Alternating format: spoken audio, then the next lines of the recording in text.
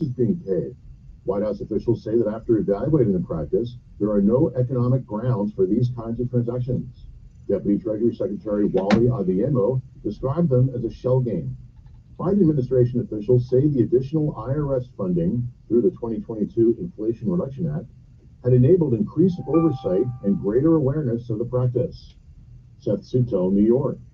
Surgeon General warning labels like those found on tobacco products may be coming to social media platforms for children. Here's that from correspondent Chuck Paul. In an opinion piece by the New York Times, Surgeon General Dr. Vivek Murthy said that social media is a contributing factor in the mental health crisis for young people. The skewed and often distorted environment of social media often does a disservice to many of those children. He went on to say it's time to require a Surgeon General's warning label on social media platforms stating that social media is associated with significant mental health harms for adolescents. 95% of youth aged 13 to 17 say they use social media, and more than one-third of those say that they use it almost constantly. Last year, Murthy warned that evidence we don't know is safe for children and teens. He said at the time, policymakers need to address the harms of social media the same way they regulate things like car seats, baby formula, medication, and other products that children use. Any sort of labeling would require congressional action, and it's not sure how it would be implemented. You can chime in at allthetoptech.tech. I'm Chuck Palm. Tuesday Sports is in. Here's America in the Morning's Robert Workman. The Boston Celtics are NBA champions. If that sounds familiar, they won their 18th title last night, beating the Dallas Mavericks 106-88 in Boston to take this year's finals 4-1. The Celtics led wire to wire, opening up a 10-point edge by the end of the first quarter, which grew to 21 at the half with Peyton Pritchard's half-court buzzer beater. The second half was mostly a victory lap in front of the home crowd. Jason Tatum had 31 points and 11 assists. Jaylen Brown added 21 points and was named Finals MVP. I can't even put into words the emotions. It's just I'm blessed and I'm grateful. The Panthers can wrap up their first Stanley Cup at home tonight against the Oilers. Florida up 3-1 in that title series. Baseball, the Phillies pounded the Padres 9-2. Kyle Schwarber hit a pair of two-run homers. Trey Turner had 2 hits. You are everything. Miss Roger Rogers 22 hits, 4 of them from Francisco. One of those stages where everything's coming our way. The Mets have won 6 straight. Dodgers clocked the Rockies 9-5. Tyler O'Neill hit 2 of Boston's 4 home runs as the Red Sox rolled over the Blue Jays. Angels over the Brewers, a Zach attack. Zach Plesac went 6 innings for the win in his Halos debut. Zach Neto hit a 2-run dinger. Tyro Estrada's 3-run blast in the top of the ninth gave the Giants the win over the Cubs. Cardinals outlasted the Marlins in 12 innings. Braves tipped the Tigers, and the Pirates ripped the Reds. At the College World Series in Omaha, we're down to 6 teams. Virginia and NC State have been sent packing in the double elimination tournament. 2 more go home today. Florida State faces 4-seed North Carolina. Then Florida takes on 2-seed Kentucky. The winners advance to meet top-ranked Tennessee and number 3 Texas A&M in the bracket finals. And it was a day of upsets at Euro 2024. Romania blasted Ukraine 3-0, their first win in the tournament in 24 years. Then Slovakia beat Belgium 1-0. Belgian star Romelu Lukaku had 2 goals disallowed on replay. Favorite France edged Austria 1-0 on an own goal, and their captain Kylian Mbappe had to leave the game early with a broken nose. That's Tuesday Sports. Thank you, sir. It's 7 till.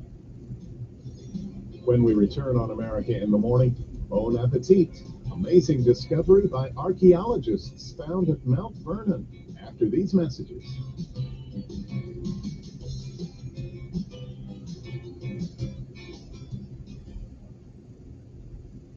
On the battlefield, there's a saying America's military men and women live by. Never leave a fallen warrior behind. Ever. Off the battlefield, Wounded Warrior Project operates with the same goal.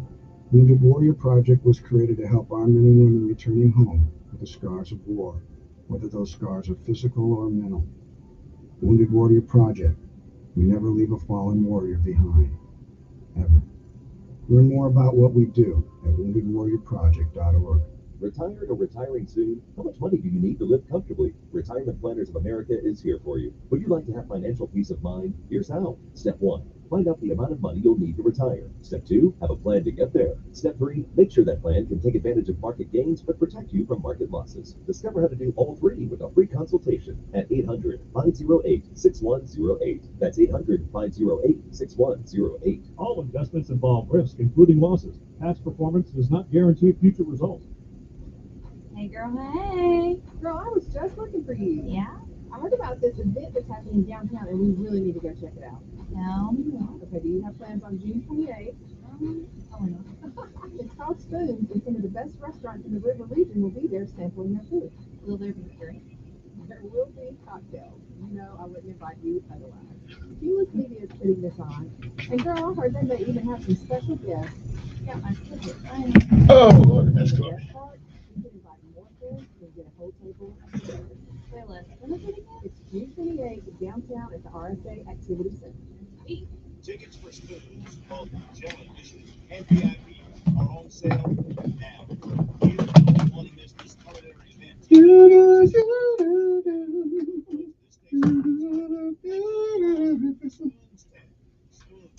where the flavors of the river region come alive. See you there.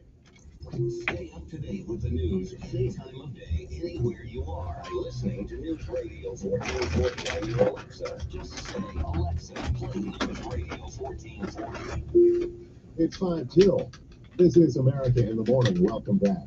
Archaeologists made a startling discovery while working at the George Washington Mount Gotta Vernon clean 'em. Estate in Virginia. Just to make sure. Correspondent Lisa Dwyer reports they came upon centuries-old cherries perfectly preserved from the 18th century.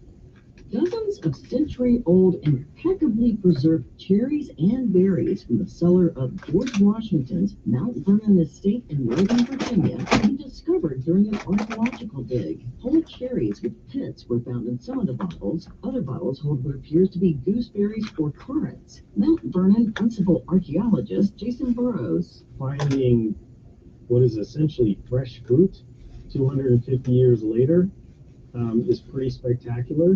Mount Vernon is partnering with the U.S. Department of Agriculture to conduct DNA testing on the fruit. In one pit, We think this is probably the summer of 1775, which is the last harvest just before Washington rode off to Philadelphia and became commander-in-chief just before the Revolution. they are also examining more than 50 cherry pits to see if any of them can be planted. I'm Lisa Dwyer. There have been few major box office success stories for 2024. It's been a year of some pretty bad flops. A second look from Kevin Carr.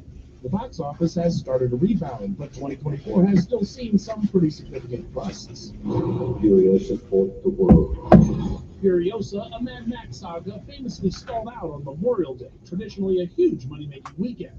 But the would-be blockbuster only mustered a $32 million four-day opening. Before Furiosa, Universal's The Fall Guy was meant to jumpstart the summer. I'm just a stunt guy. But after a soft $28 million opening, it landed on VOD a couple weeks into its anemic theatrical run. Okay, I'm not the hero of this story. The absence of a film from the Marvel Cinematic Universe this year was not saved by Sony's Spider-Man adjacent Madam Web. I don't understand what's happening. This film's disastrous $44 million domestic total came in significantly lower than the notorious flop Morbius from 2022. You and I, we're not so different. Agent. Oh, God. And Apple TV Plus's $200 million budgeted Argyle failed to get much traction in February, with a grand total of only $45 million at the domestic box office and not even $100 million worldwide. Oh my God. Oh my God. Oh, my. The only silver lining of the year may be in family films. Color me intrigued. Both If and the Garfield movie opened soft but are seeing better legs, which is what gave Migration a chance to soar past Christmas. Beautiful. Oh. I'm Kevin Carr. America in the Morning for Tuesday, June 18th, 2024 is produced by Jeff McKay. Senior producer Kevin Delaney. I'm John Trout. This is Westwood One. My job, finances, everything's so crazy. She's got to be in control. Sam is Smart About Money, a free online resource from a nonprofit National Endowment for Financial Education. Give it power. Reach your financial goals. Visit SamICan.org. This weekend, cheer on Olympic hopefuls as they compete for a spot in the Paris 2024 Olympic Games at Montgomery Whitewater. Montgomery Whitewater is partnering with the American Canoe Association and the U.S. Olympic and Paralympic Committee to bring the canoe slalom and kayak cross-Olympic team trials to Montgomery this weekend. Festivities begin this Thursday night with Olympic-themed trivia at Eddie's Restaurant. Live music starts Friday night on the patio at 6 p.m. Team trials races start at 9 a.m. Saturday and Sunday with live music at 5 p.m. Saturday night. For more info, check out MontgomeryWhitewater.com. With just a couple of clicks on Amazon, your items come to your door in a day or two. With just a simple phrase to your Alexa smart speaker, your favorite talk shows come to your speaker in seconds. Alexa, play News Radio 1440. News Radio 1440 is WLWI AM and 95.1 HD3 FM of Montgomery, a Cumulus media station.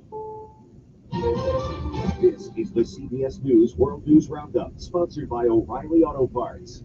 I'm Deborah Rodriguez. We begin with a shift in Biden administration policy that could clear the way for citizenship for hundreds of thousands of undocumented immigrants married to Americans. Correspondent Nancy Cordes has details from the White House. The individuals have to be married to a U.S. citizen. They have to have lived in the U.S. for at least 10 years and pass a background check. And if they have any children, they would also be eligible.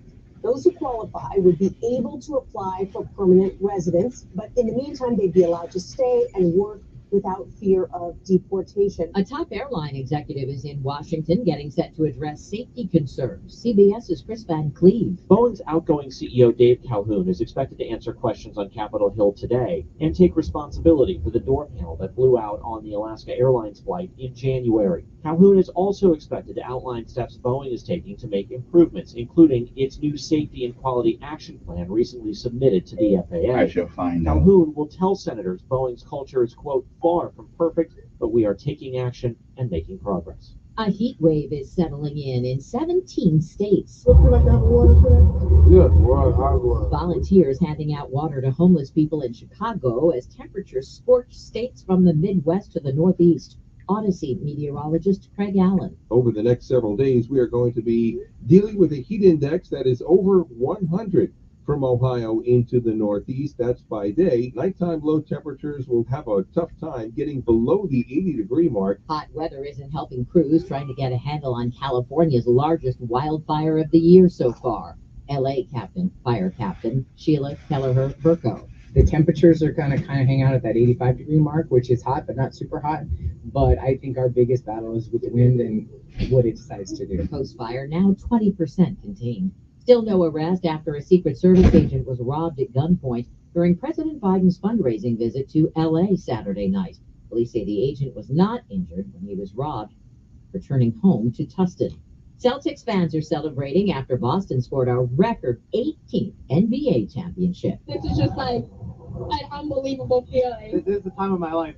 My heart's filled with a lot of love right now. Jason Tatum had 31 points, 11 assists, and 8 rebounds as the Celtics beat the Mavs 106-88 in Game 5. Player number 18 has been hanging over our head for so many years. To know that we're going to be in grave history, I'm just still trying to process it all. That win breaks a tie with the Lakers for most titles in NBA history. This is CBS News. Think O'Reilly Auto Parts for all your car care needs. Get the parts and service you need fast from the professional parts people at O'Reilly Auto Parts. Do you have 3 ex-wives and your current trophy wife wants a life insurance policy 3 times the size of the policies you had to purchase for your previous mistakes? If so, you need to call Big Lou at Term Provider, 800-230-2777. Big Lou is intimately familiar with your problems, and if you're 50 or 60 years old and in reasonably good health, a $1 million policy should only cost about $100 to $200 per month. Big Lou may have a solution for your previous policies as well. You may even save enough money to lighten the load on your new $1 million policy. Remember, call Big Lou. He's like you, except he's only on number 2. Call Term Provider at 800-230-2777. That's 800-230-2777 for $1 million in term life insurance that you can live with. Call Big Lou at 800-230-2777. 800-230-2777. Lots of people want Disney to reconsider a new policy at theme parks. More than 20,000 people have signed a Change.org petition urging Disney to reverse changes to its disabilities policy. It was adjusted because guests were lying about having issues to skip lines. So starting today, access will be limited to those with autism and other neurodivergent disorders at Disneyland in California. Policies already in place at Disney World in Florida. But the petition claims it now excludes guests who have issues like ALS, PTSD, and Parkinson's, who have a hard time standing in long lines. Monica Ricks, CBS News. Not everything Apple is golden, and this proves it. Just months after its rollout, Apple is scrapping its buy now, pay later loan plan. It would have allowed customers to buy things online and pay in 4 interest-free installments at prices up to $1,000. Deborah Rodriguez, CBS News. Though the world is full of wonders to amaze you as you roam, some of life's greatest treasures are found very close to home. Ingram's Farmers Market and Garden has freshly baked casseroles, homemade jam, and local farm food and produce close to where you live, raised by folks you know. Ingram's Farmers Market and Garden, where you'll find more than just buildings and the best barbecue in town, handcrafted gifts, antiques, and more. Located at 3740 Magnolia Drive in Millbrook. Stop in and stock up. Ingram's Farmers Market and Garden. How would you like to finally lose all those unwanted pounds quickly without spending thousands on painful injections or prescriptions? Hi, it's Donna Simpson, health and wellness expert. You probably know someone that is using Ozempic, the hottest diet craze in the country. Everyone knows about this prescription injection. Celebs use it to look their best. The problem is most of us can't afford Ozempic, and these injections can be so uncomfortable. Now you can lose the weight just as easily, but with no needles, no expensive prices, no side effects, and no worries. You need to try Lozempic, a new miracle weight loss breakthrough that performs so well it's been called nature's Ozempic. Lozempic is an easy-to-take diet pill now available without a prescription, being used by thousands to get rid of those unwanted pounds. So call now and find out how to get a free bottle. Find out how to get your free bottle of Lozempic. Call 800-686-2430, 800-686-2430. Free bottles for a limited time, so call 800-686-2430. That's 800-686-2430.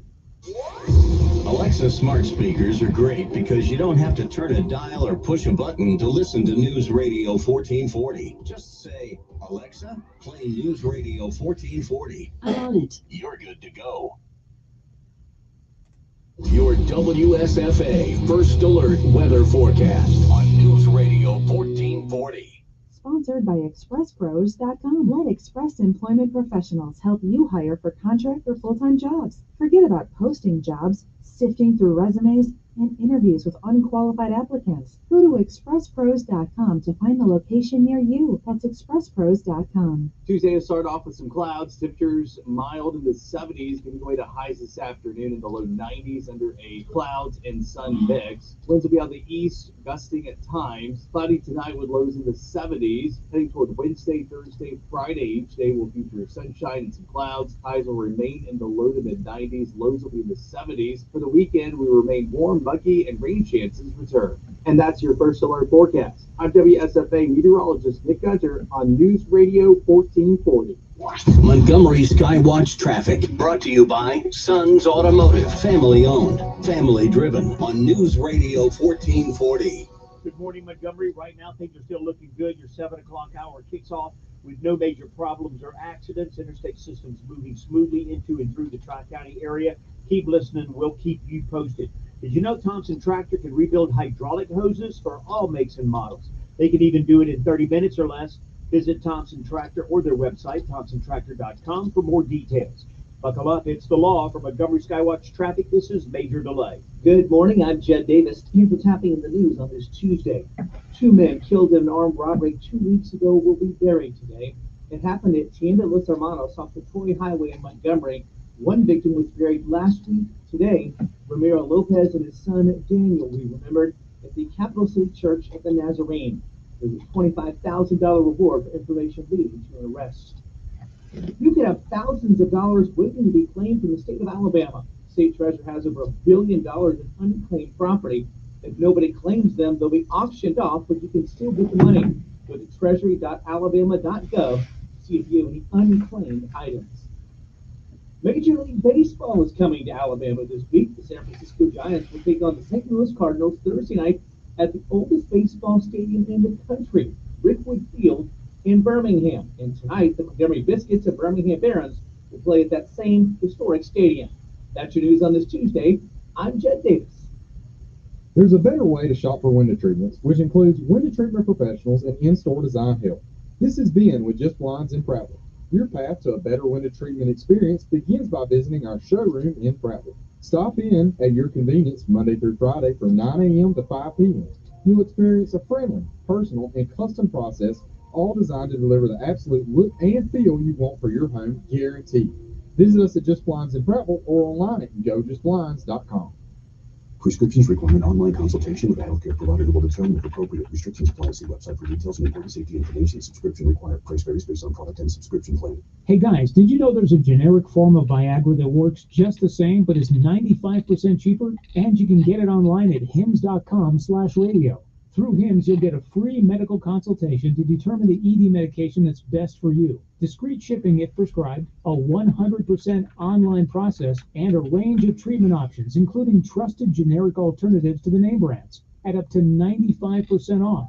ED is personal, and at HIMS, so is treating it. Just go to hims.com/radio and get connected to a licensed medical provider online for free, with zero copay, no expensive appointments, and no awkward face-to-face conversations. To start your free online visit, you need to go to this exclusive address, hims.com/radio. That's hims.com/radio for your free online visit. hims.com/radio. This report has been sponsored by Rumble.com. Rumble is on a mission to give people the freedom to be entertained. Join Rumble and enjoy exclusive content from creators who are empowered to express themselves freely. Visit Rumble.com or download the app and watch for free.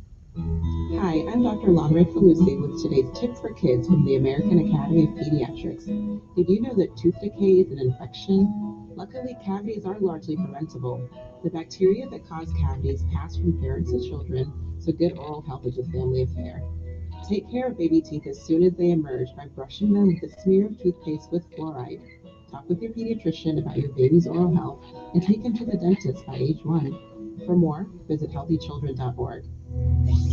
If you're always missing part of your favorite show because you have to get out of the car, don't worry, take us with you, either through our streaming app or through your Alexa or Google smart home device. News Radio 1440. And good morning, everybody. Hope this day finds you well. It is a Tuesday morning. Tuesday. That's T-U. Yeah, you know what it is. You know how to spell it. If you didn't know how to spell it, hey, sorry about that. Anyway, it's Tuesday morning. It is the, what is it? It is the 18th day of June. Is anybody up out there? Is anybody up there? Okay, now remember, I'll be gone till next Monday. So I know y'all have missed me, but you know, I'll be here. Okay. I'll be here. I'll be back. If the good Lord says the same, I'll be back. You know, I know I'm kind of a hard guy to understand sometimes. But if you think you got a hard time trying to understand me, what do you think my dilemma is? I mean, sometimes I wake up and say, where am I at? And I don't even know. But anyway, good morning to you. But more important things at the moment. And right now, it is time. Well, first of all, I'm Kevin Elkins, and this is News Radio 1440. And I am going to, we got to start with our daily bread. And I'm expecting the mayor to stop in for a couple of minutes. Not very long today. I understand he's going to be in the, in the House. And I found an article the other day that I want to talk to him about. Somebody making some scathing assertions. I don't believe them. But however, you know, I have to ask the question, but I don't. It is so confounded. And they got it all on internet and stuff like that. It is so confounded that I just got to ask them. I don't believe. I mean, I've been knowing Steve for a long time. The mayor, excuse me. You know, we don't hang out like that. I don't go to dinner with him. I'll just walk over to his house unannounced, so I can't call him Steve. The Bible says, "Give honor to whom honor is due." So, the mayor, yeah, okay. I mean, we may chop it up, you know, when we're together and all that stuff. But you know, right now in public, I got to give a brother some respect there. So let's take a break. It is time for our daily bread, okay? And you know what that means? That means a word from on high, something that will change your perspective or give you a new one. Either way, it's good for the soul. Good morning to you. It is June the 18th, 2024. It is a day that has never been, and it is a day that once it is gone, it shall never, ever be again. It is a once in a lifetime deal. You don't get it back. You don't get to summon it from the past. You don't get to come back and do all the things that you ought to do this day that you don't. And you certainly don't get a chance to undo the things that you do. So whatever it is that you do with this day, June the 18th, 2024, make sure that if tomorrow should be, you'll be proud of what you have done this day. Of course, if you've been around a while, you've heard many, many, many yesterdays. And if we are blessed and given the grace and mercy and charity of God, oh, there he is. He's in the house. He ain't scared. Okay, listen, let me go ahead and get our daily bread moving here, and then while I ask the mayor the secret questions in secret, even though y'all are on the internet, y'all can hear a little bit of this, but we'll be back. Well, you don't got much time today, do you, man? We got a little bit of time. Okay, half an hour. That ain't much time, but we'll take quick. We'll take. I know you are. Our daily bread's up. Then after that, the mayor of the city of Montgomery will be here to talk to us about what. Hey, I'm gonna be hard on, right? I'm gonna be hard on him, like getting a promotion in the Army. Okay, it's gonna be tough, like getting in the Morehouse. Okay, I'll be. Although I've seen some of the people right here with the Morehouse, I don't know if it's that tough to get in there anymore. We'll be back. Now, I told my folks, I said he does a commercial at the top of the hour. I said, we're gonna be in good shape. I said, he does a commercial at the top of the hour. I said, I'll be coming in just as soon as the commercial ended. Yeah. Well, the guy never called me back and told me whether or not you could come, because I know you're going to. He didn't call. We talked yesterday, but he didn't call me back. But I feel he's because I know you're going to Bowman and them. Yeah. Yeah. I told him not to be soft on you too. The city itself tops the list for food with 55% of London. But you see, if I don't play our daily bread like I do first thing every morning, people gonna say, "Oh, you think the mayor's before God?" Okay, no. Yeah, I didn't want to have that. Well, none of us believe that. Yeah, I don't want to have that conversation as much. No. We're gonna do what we normally do. A social media group called the London Lonely Girls Club. And some 35,000 have joined. I saw an article then. I called it the other. I said, "What's this all about?" I had no. Didn't believe. You probably know what I'm talking about. I had no. Fake website. Yeah. I mean, the Democrats normally do stuff like that. Hey, how you gonna put up the Democrats? y'all trying to kill my man Trump and all that with all these allegations. But that's okay. Trump is a whole different. Trump is a phenomenon, man. Gonna look back at Trump and say, how did it, how he was nobody else was able to get away with it. I mean, that's the biggest. But no politician, no Republican or Democrat, nobody. And the question is amazing. The question is, no businessman. Why are we so willing to overlook whatever they said he did and vote? That's the question that everybody should be asking. And it's not that we want a crook in the White House. We already got one in the White House. So yeah, we got a crook. Yeah, he got a whole lot of money for the Chinese and Ukrainians. No money. That man on a train in Delaware. That man poured. Steven, how can you make millions of dollars? His son make millions of dollars without, and I don't blame himself for making money. I make it too, but with no tangible qualities except being on crack. Okay, because his father was the vice president at the time. You're a reasonable man. I know inside your heart, your soul, you know that's what it was, because I would have did it. If my daddy was vice president of the United States and I could use that in any way to get myself home, I'm on it. See, yeah. Well, listen, I hate that's what it turned into a global. Maybe it's always been that way. Whether you're Jared Kushner or where is your father-in-law, you know how to leverage it.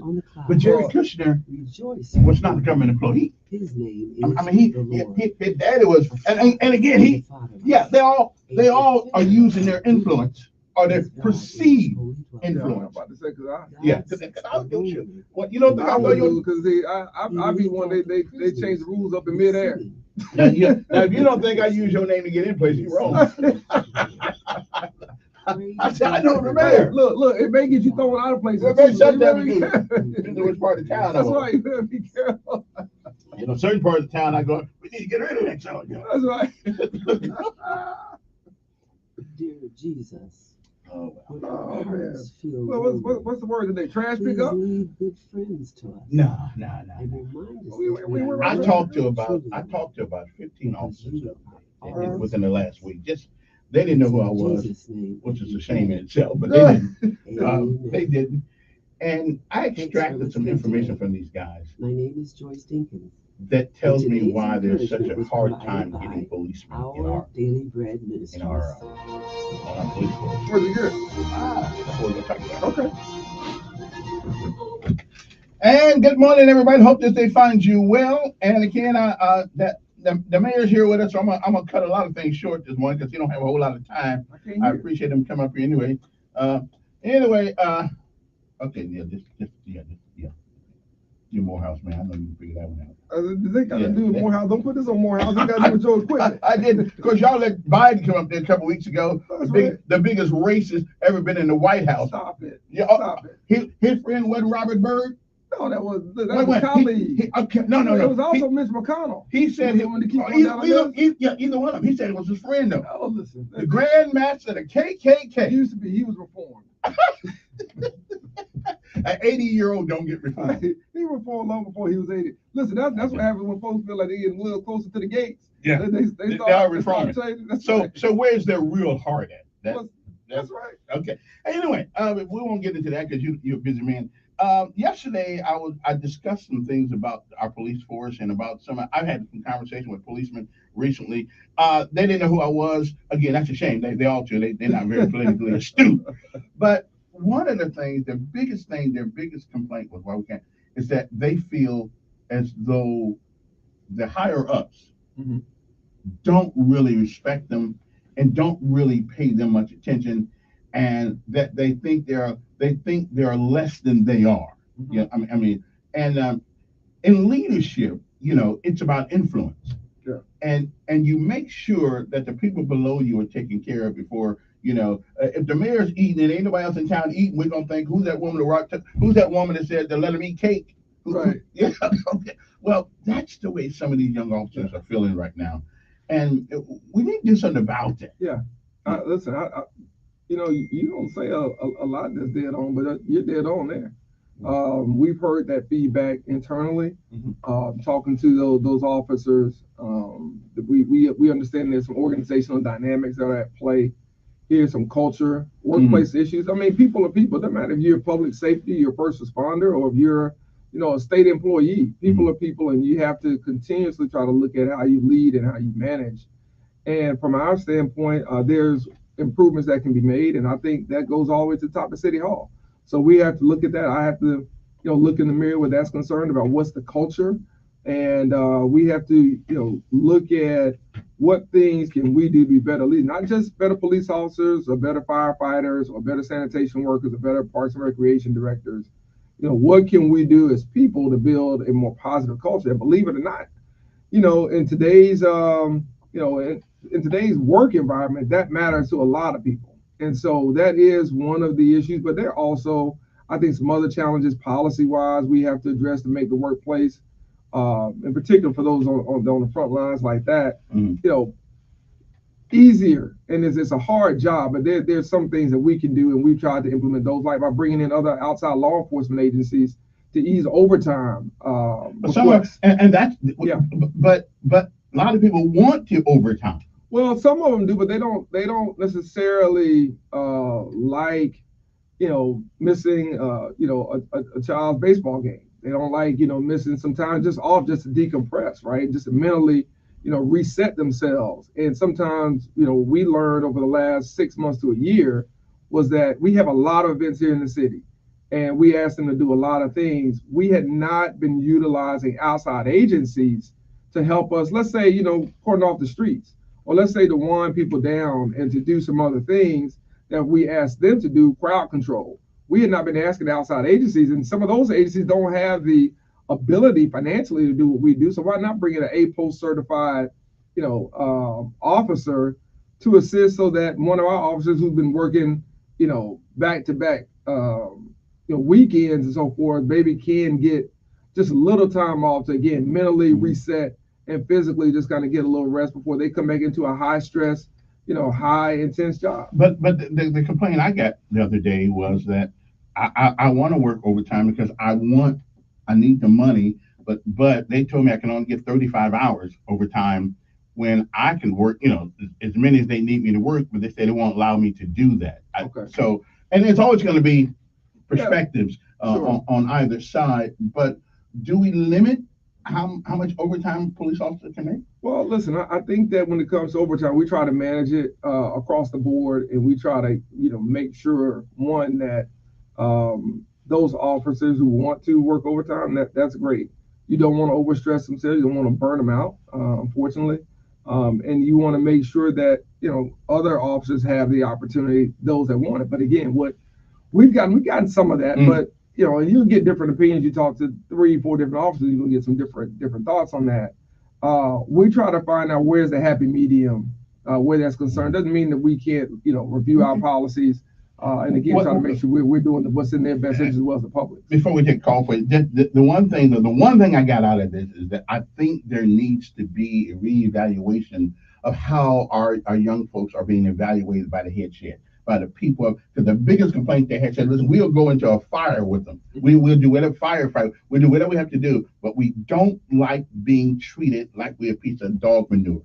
And no one does. And that's the biggest complaint that the ones I talked to had the other day. Well, we value them and appreciate them too much, to have them feel that way. So there are things we have to make sure we do to reinforce our appreciation more consistently, rewarding and recognizing them for those efforts. And then again, making sure that we're looking at things from the inside out and outside in. And there'll be some announcements coming up here in the next couple of weeks. 7:26 in the morning. Let's go to the phone. Good morning, you're on the air with the mayor. Yes, sir. Good morning.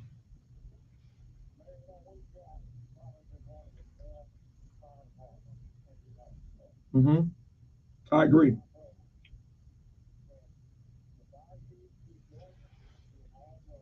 Yes, sir.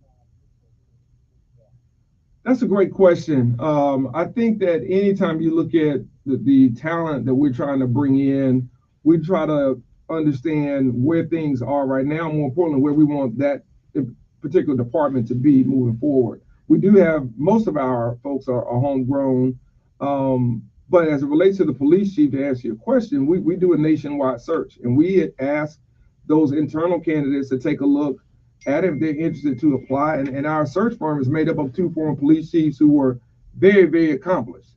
And then we have a public committee that assists us, made up of law enforcement professionals to assist us in this endeavor as well, really to bring the very, very best leader of law enforcement we can have. And if that law enforcement leader is someone that is homegrown, then that's great. Listen, it's easier for me. You don't have to tell them where the streets are. You don't have to tell them where the neighborhoods are, or who the city council members are. They already know.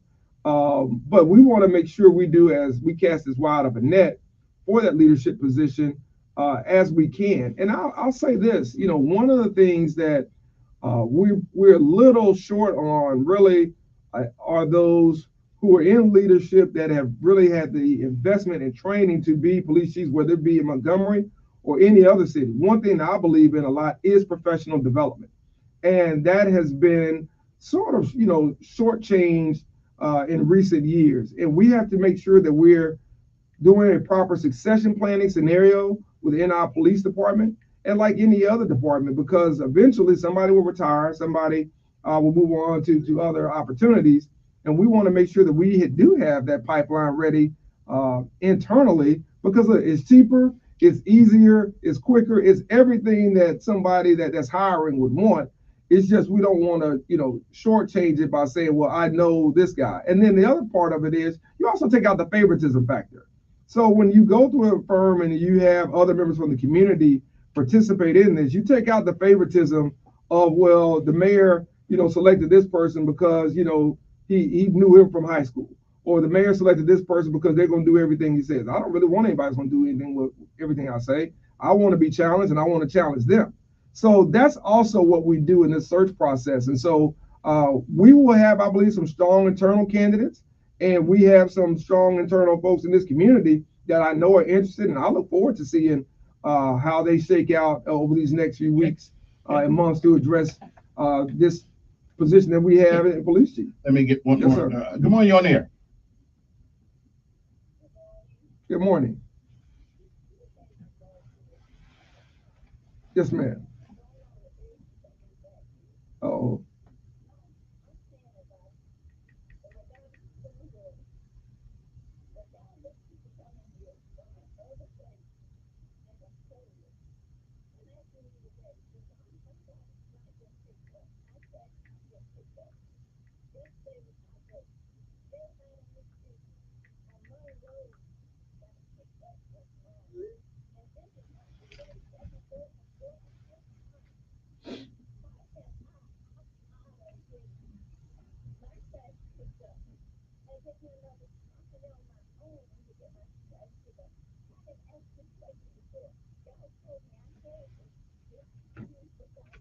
Yes, ma'am. Can I ask, when you say you're,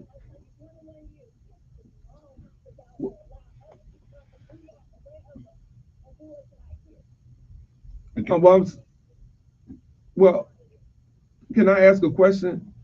So sometimes when we get these complaints that the resident has not put out their trash for the morning, sometimes they put out things that we cannot pick up now. Is this trash that's in the can, or are you talking about curbside trash pickup?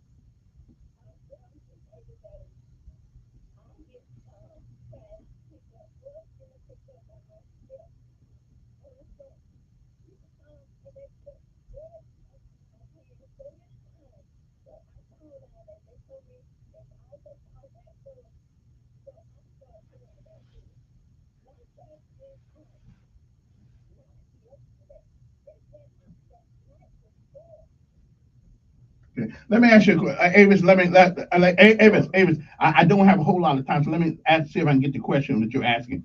The trash is in your when the trash is in your trash can, you place it in front of the house. You place it in front of the house like everybody else's trash, and you're saying that everybody's trash is picked up but yours.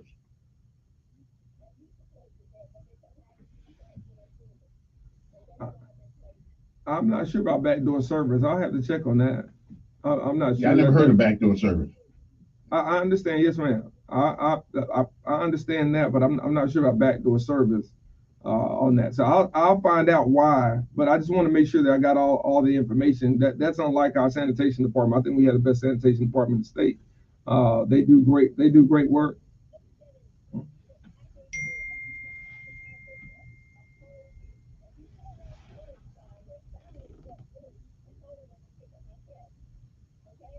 Okay. I will. Well, Well, I don't know how you can opt out of it other than not paying your fee. Now, if you don't pay your fee, then we won't pick it up. So that comes in good and bad situations. So I don't know if that's the answer. Okay. Okay. Well, Avis, what I'll do is I will give the sanitation department your number, and hopefully they'll call you. Okay then. Okay, can you give it? Well, don't give it online. I'll give it to the mayor. I get it from. I'll give it to the mayor.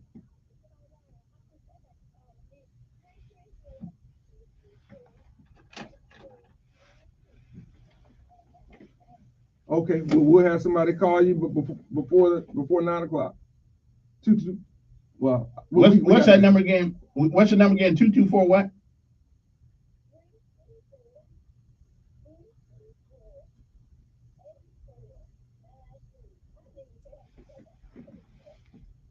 All right, okay, appreciate it. We'll find out right away. That's Avis Love Lewis. Good morning, you're on there with the mayor. I'm sending it right to our sanitation, our public works director right now. Good morning, you're on there. Hey, how you doing? Hey, thank you.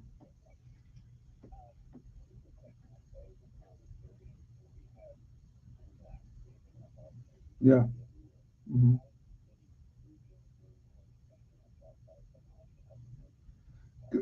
Great. Yeah, great question. Well, we have mixed reviews. We've had police chiefs that have been fans of shot spotters. Most recent chief was not. So we moved more so to cameras, license plate readers, and we're looking into now drone technology.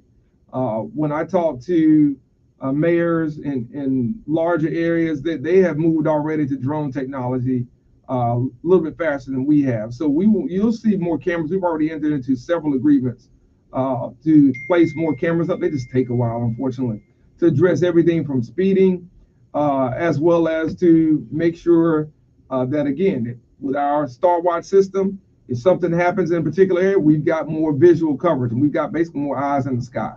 And that's what you'll see more of. The shot spotter for us, we'll probably sit where we are right now until we hire a permanent chief, because there was the argument over the last 2.5 years or so that shot spotter gives us the response after the fact, right? And it doesn't help us in the way that I thought it did coming into City Hall. So we move more to, again, cameras, and we move more to LPRs, and that's what we put a lot of the money into from the CARES Act, and then I think the American Rescue Plan.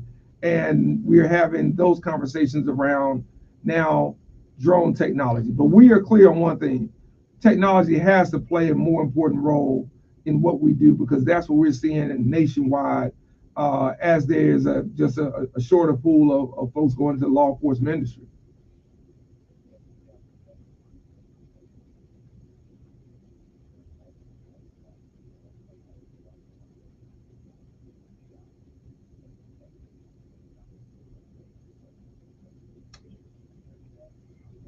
All right. Absolutely. Appreciate it. Now, in an attempt not to tick off the people of the Office of Violence Prevention, which every time I hear that thing, it kind of makes me laugh. Why is that? Because they're not preventing violence. So here's my suggestion. Let's rename it to community violence something. Because there are cities that have done that. Right, because they're not preventing violence. Well, that's not true. I don't think that's true. One, let me say this. I don't think that you can say because violence happens, it's not preventing any, right? That's kind of like saying, how you quantify it. Listen, you look at everything from incidents that are happening in our schools and our partners, our neighborhood partners, as well as our overall community. So you got two people in there. It's not like we have a whole army. Now, I'm glad you brought it up, because you walked right into something I thought we were going to start with, which was a $6 million request I made at the city council. Yeah, that one too. Yeah, so that is something that I believe state, county, and city all should participate in, just like we do economic development issues, just like we do other projects around this community, from Whitewater to the airport to every other thing that is economically driven. So, and that's a very low ask for us to do. So what we've seen in other cities, St. Louis, Baltimore, East St. Oakland. Louis. East St. Louis is a different city. Yeah, I know what you're Okay. saying. So with that, Birmingham is investment. So with that, we have to look at what has been working over the last 5 and 10 years. Newark, New Jersey, Camden drastically reduced their gun violence. For those that say, well, hey, it's not the guns, it's the people. So let's do both. I don't think we have to choose one or the other. I believe in doing both. And so when you look at the Live Free Together initiative that we have proposed, that will allow us to hire the amount of people that we don't have the amount of people. The council hasn't funded it from our standpoint. And we've got more work to do even with that. I did not go as big of a number probably as we should have gone in the last budget. So not just on the council, but we should have been asking the freedom and doing some investigation about the freedom people. It's not the freedom people. Well, whatever that organization is called. It's Live Free. Yeah. Okay. Right. Okay. I hear you. Look, if I got a complaint with you, it's this. to me, sometimes it seems like you're more concerned with what it looks like than what it is. And let's talk about incarceration. Okay. You don't really like seeing all them black folks downtown in jail, or in the courtroom. But we live in a city that's predominantly black, and which means that most of the people that's going to be arrested for all some of this heinous crime, some of these incidences of violence will be black. Mhm. So wokeness is killing us. And wokeness isn't killing us. Yeah. No, it's not. Political correctness, it's killing us. Political correctness is not killing us. Oh, really? Yeah, no. So you really think a guy's a girl?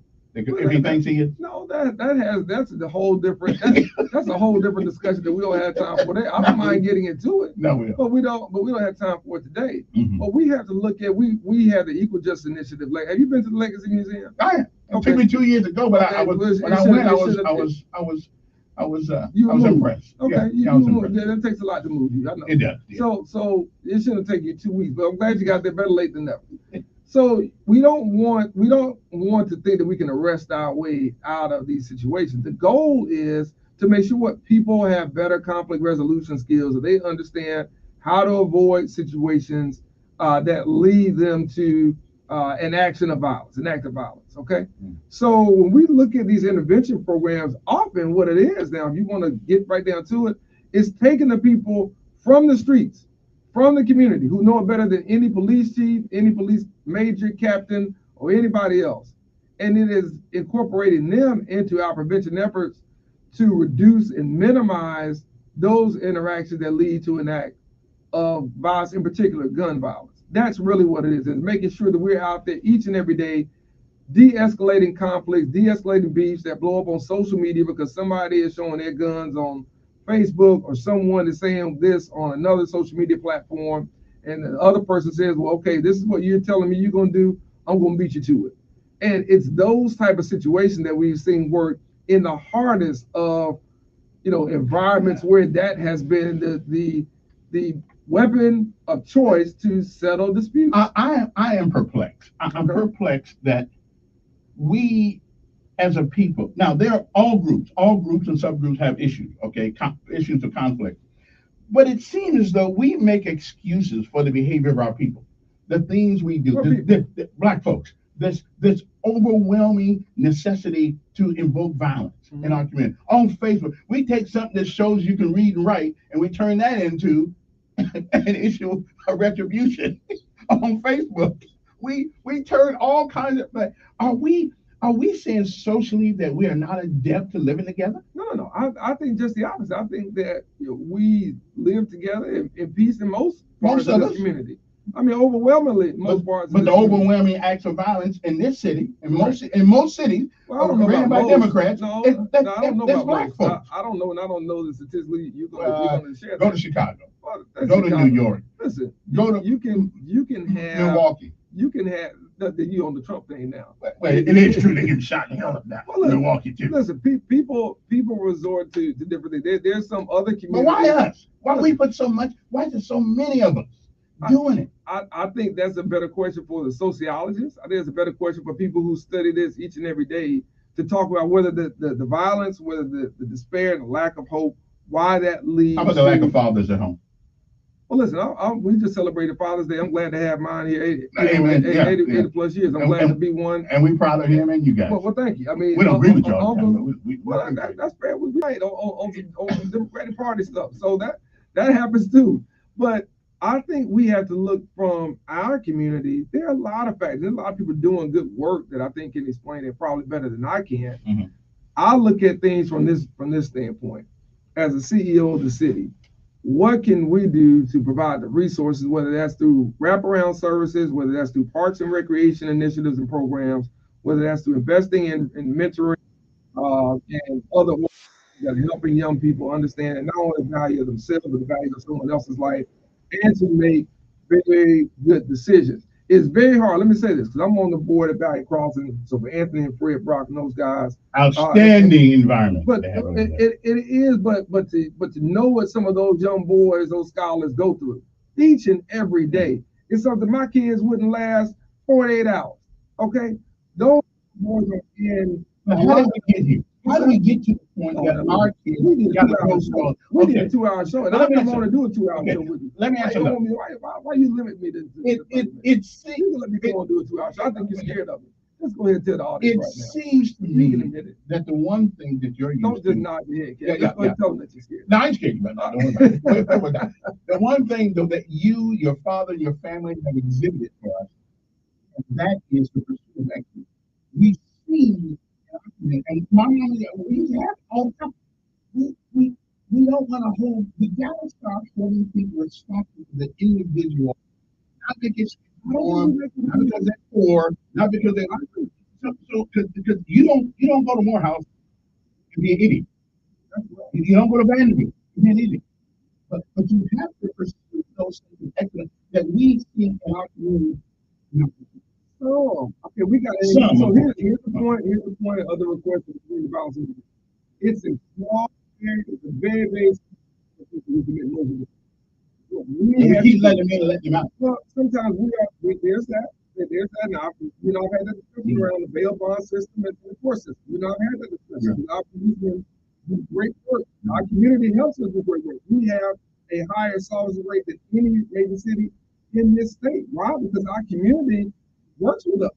I have mayors come up and tell me, how y'all able to do this? Our community doesn't move this stuff. So they come and tell us who wasn't where. Yeah, we can do our part. We do need some stronger things on the backside once we do the rest of it. But what I'm going to say is we have to make sure that we identify that very small, less than 1%, who are committing the most violent crimes and most of the issues. We have to isolate them. That's part of what we'll be asking the police chief to do. Is what are the tactics that we're seeing in other cities that are working that we can implement here? Because it's not more in the poor neighborhoods. I want to be clear. The housing projects, kind of what we stereotype, overwhelming. Those people are working. They're trying to live every day without nothing. And they're trying to get to the next stage of the next level of the American dream. Like we got to make sure the menaces that are in those neighborhoods are isolated. We take a break. We'll come back to the last word.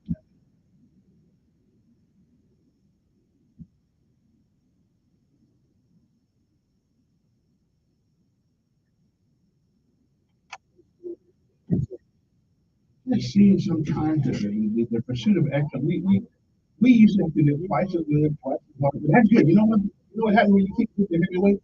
You get stronger. That's right. And so we just first time I think you see in this market, you see so Now I appreciate the traffic all the we see that they get out there and the whole lot of and then they ain't rushing nobody else. We just shouldn't be doing it. I don't disagree with you on some, but again, I don't want to feel like I run into a lot of smart young people. Well, my sons don't read them. They never been nobody. Okay. I think that we have to understand that people who in the group in our leadership strategy is isolating those who are the leaders, isolating those who are really kind of promoted, even the 14-year-old, the 15-year-old, how they speak up. So you have somebody older than them, people with the juvenile, they're not going to keep you up. You can just, I get you on the backside, you bring this back, you bring this person's car. You know that's what it is. Then about the juvenile and try to get the right. But we also make sure that person that is leading that game, that person that is leading also, that we have the muscle necessary to go after them and give them a hard time to coordinate.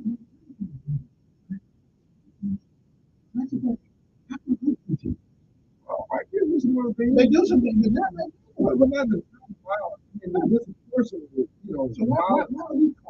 I think because we have those cultures that overhead. I try to understand in terms of how we deal with things. And quite honestly, too many of us, I talk to a lot of guys, and we got some great conversations, right? So they don't even know I'm coming. They just know somebody's coming. They got some folks. So once I show up, the question has been, hey, let's just talk free. I wasn't mayor all the time, and I won't be mayor all the time. So just tell me what's going on. Tell me how can I help you, and then two, tell me why this is happening. And it gets down to some very rudimentary things about conflict resolution. How things gonna do this.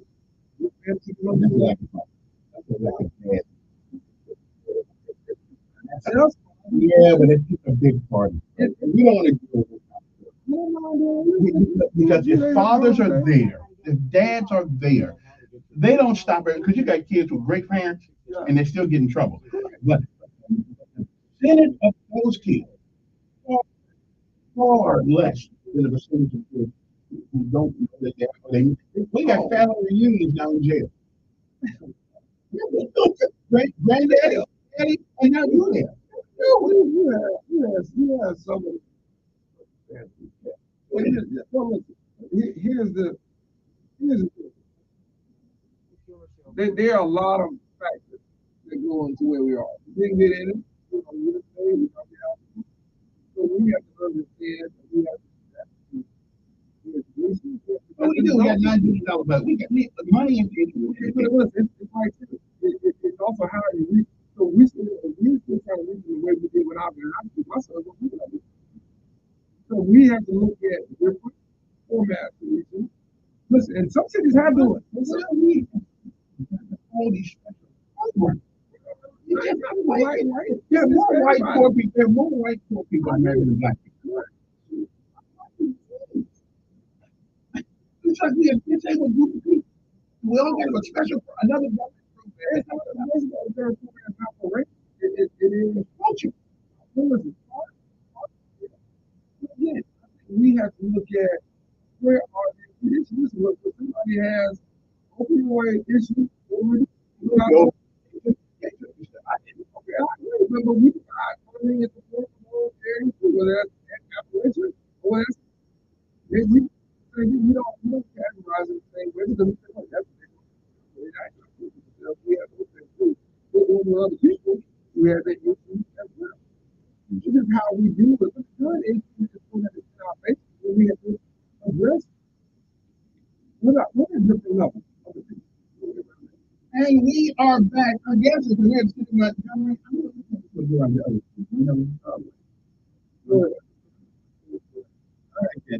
I lose our 8-14 here.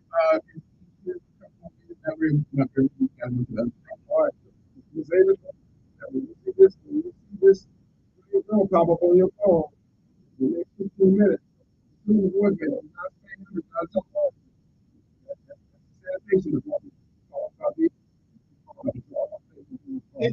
Is there any danger, not physical danger, but well, to have the state patrol, to have and I understand why we do, and the sheriff's office, police in the city moment. The one element we take away from the state patrol policing, police in the city, it reminds me of the Whitehurst case because they don't know these communities, and their reaction would be different than my reaction. I know it was yours up there. Any danger and conflict with having like bringing you in and like to police up that ain't gonna work.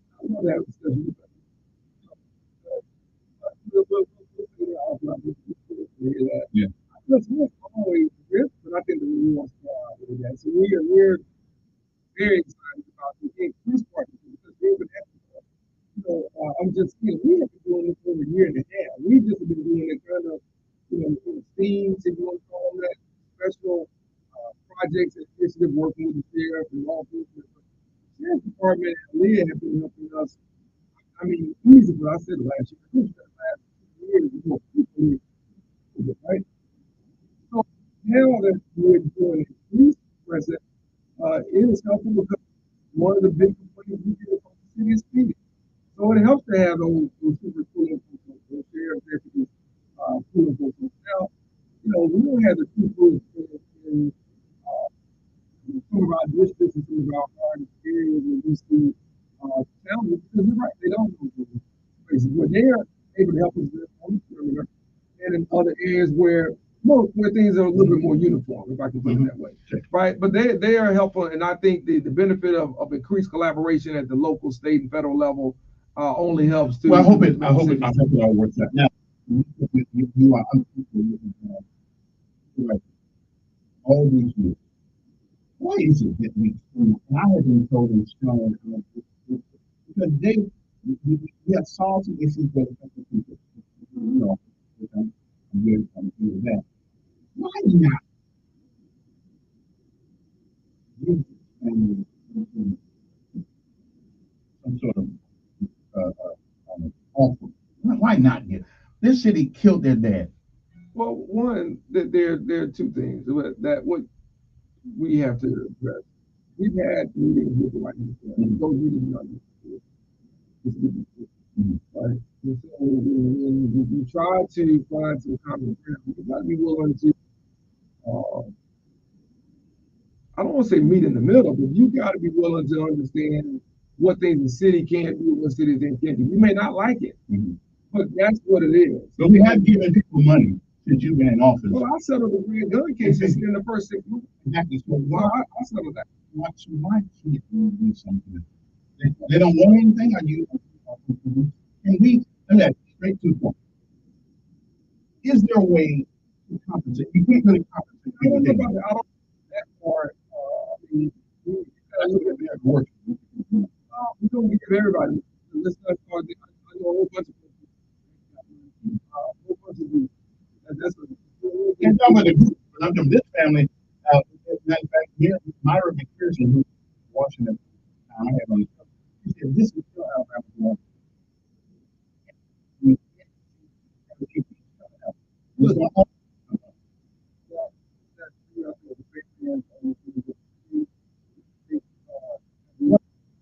Why are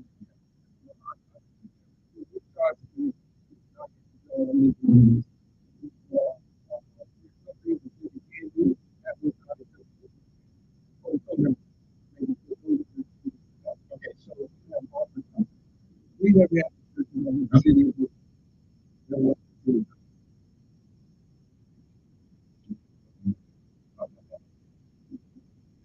when that is. I'm worried about it because do you realize that it was 32 years that somebody, and Kevin Murphy, went out to the White House and said, "We apologize for having nobody from Montgomery County from 48 years, 20 years has ever gone to their house to the day that happened." I did not realize that. Yeah. Everybody else those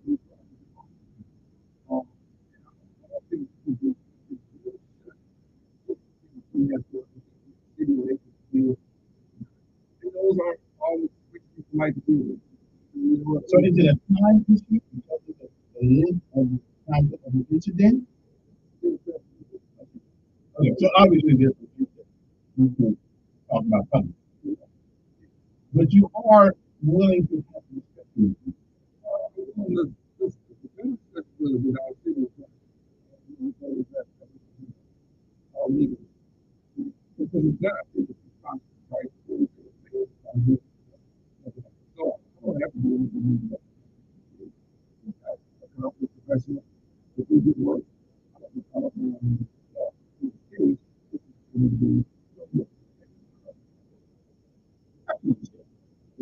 Anyway, our time is let me know you're coming to your last time. You stay longer than you plan. I appreciate it. That's your opportunity. I'm not sure. Well, it's on the platform. Okay. Share call and go out here and Mayor Stephen Lee, thank you. No. Ms. Ava Lewis, Sanitation Department called the Sanitation Director, Stephen Hendry. You have the yeah. Yeah.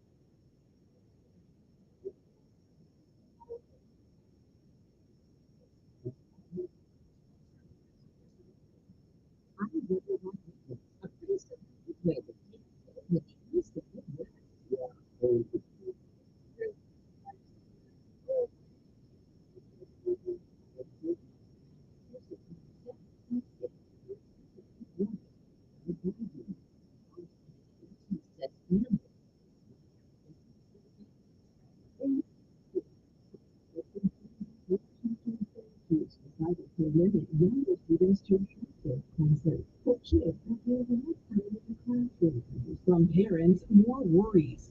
We have to rearrange our whole schedule to make sure that somebody is there. The year's first tropical storm could bring heavy rain and flooding to the Houston area. One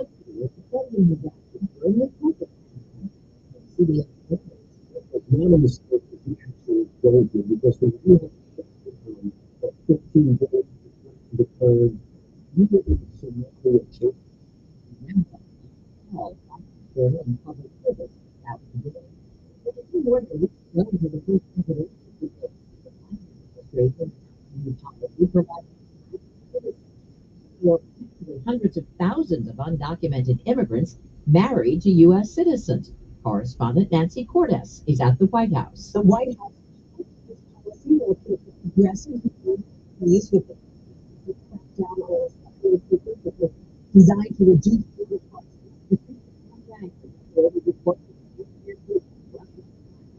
Presidents headed there for a two-day visit to thank Kim Jong-un for supporting his actions in Ukraine. In an op-ed in North Korean state media, Putin says the two countries will cooperate closely to overcome U.S.-led sanctions. Conflicts around the world CBS's Captain Kim. The UN says wars have grown more than 7%, 3 times as many children and twice as many women in 2023 compared to the previous year. Are increasing to vote at legal. CBS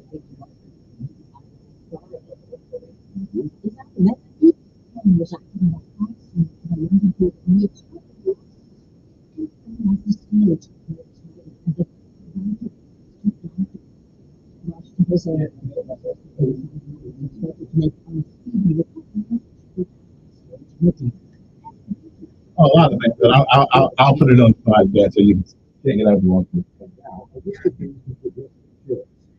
Yes. No.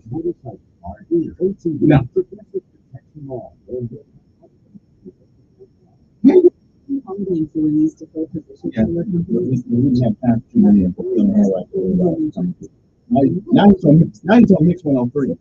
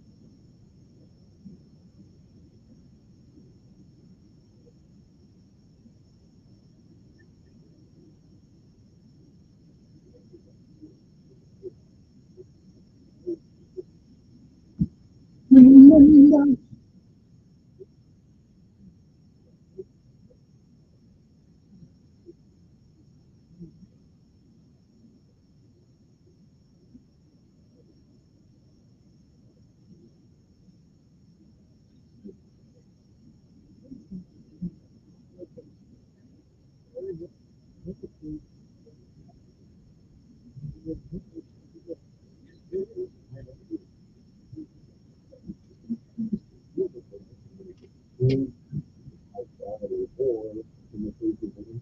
You get both. Especially when it comes to healthcare. And that Medishare, you get both. Basically, you save $200 a month.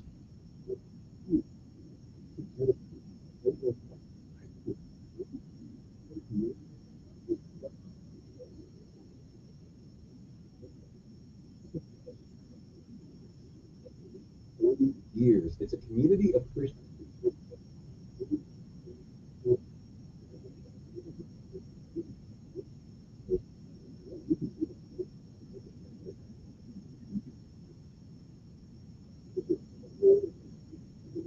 want a plan you're happy with. You can call just for 2 minutes.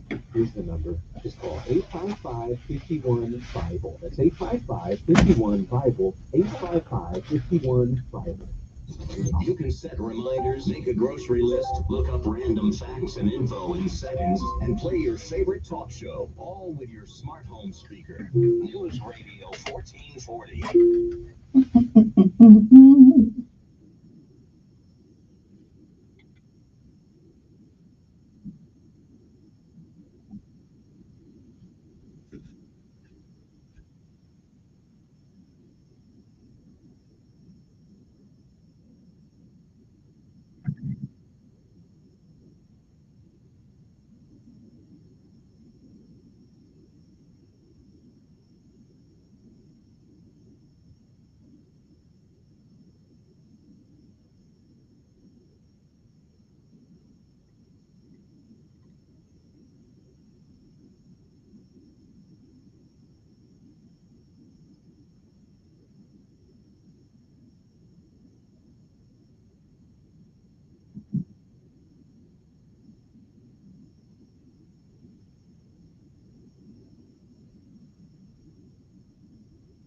And welcome back, everybody. Hope this day finds you well. Okay, don't forget, today, the last day, I'm gonna take a mini vacation. I need one. I gotta refresh my mind, and I'm gonna take a trip, going to Millbrook, Wetumpka, maybe, maybe, just keep, and I'm gonna go to Fort Deposit, and a couple other places on my trip, around here, don't go too far. Me and the highway still on here. Listen, there's a bridge. Now, I thought I was over my fear of bridges, right? I mean, I can go up the Pike River Bridge now. I can make it. For a long time, I couldn't go over that bridge because that bridge was way high. And I was just petrified to go over that bridge. Now I can go over that bridge. But there is a bridge that I'm never going over. Never going to go over that bridge in Louisiana. I don't know where it is, but I saw a picture of it. It's 27 miles long. No way. There ain't no gas stations on the bridge, nothing to eat. You can't pick up a McDonald's. I mean, we take less time than that to get to Millbrook and Prattville, and you can get all kind of stuff to eat. If you're gonna have a bridge that's 27 miles long, you need to have something on it. Okay, so I don't have to look at the water. It goes across the water. No way. I'm going. So if I can get there in one on the bridge, and I end up in Louisiana on that bridge, all you're gonna see is my car. Because I'm going. Okay, no, I can't do it. All of that. It's an engineering feat. My son could probably come up with something like this. It's an engineering feat. But who's not here? And one more bridge. One more bridge. On my way back to Indiana, I came down 65, and there's this great big bridge that is it right before Huntsville or right after Huntsville, and I couldn't go over that one either. But the way I made it was that I had to look at the clouds and like it's like you look way up in the sky like a humpback on a what's that, giraffe? That a giraffe? Whatever it is, anyway. Let's go over that thing. But anyway, I did, and I just kept looking. One way I looked at the guy's lights in front of me, and I followed his light on his car, but I could not look to the left or to the right. I don't know why it is I had this thing about bridges, and I heard there's a bridge going to Mobile. Okay, I may try that one. Because years ago, I started to go down there, and I couldn't make it to the bridge too long. Now I think I can get across that bridge now. Okay. Before I come back to work, I'm gonna do my best to go to Mobile and go over that bridge. Okay. If I don't come back next week, you know what happens. Okay, I probably went over the side or something like that. But I'm gonna try my best to go over that bridge. Okay, 'cause that's the only bridge that I've been afraid to go across that I think I can make it now. I think I can. Yeah, okay. See, but if you only go to Prattville and Millbrook and Wetumpka, you have to work. Okay, there's a little bridge going going to Wetumpka, but it's not very big. I can handle that.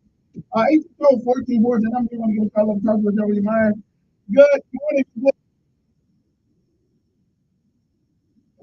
Hey, bro. Wait on the line.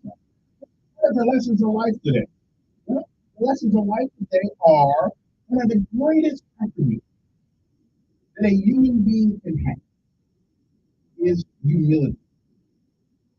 You must never, you can never have too much humility. Sometimes I have to remind myself of that.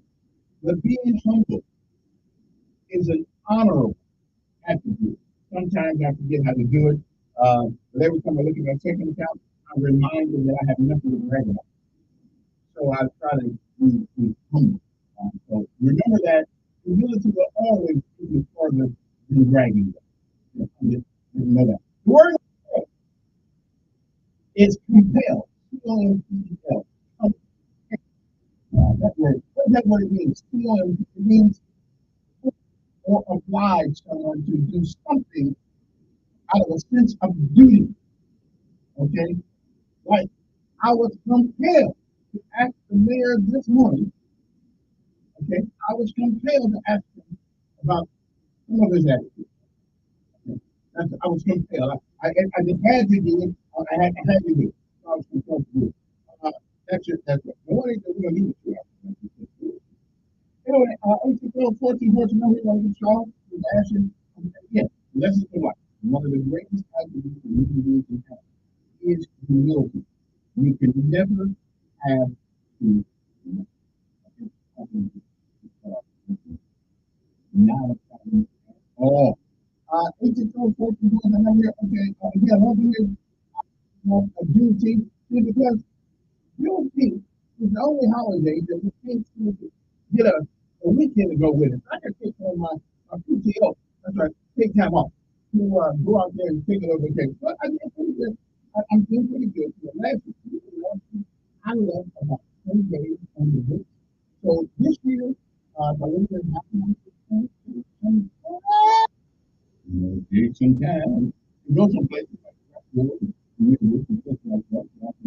See the world. It's a small part of that.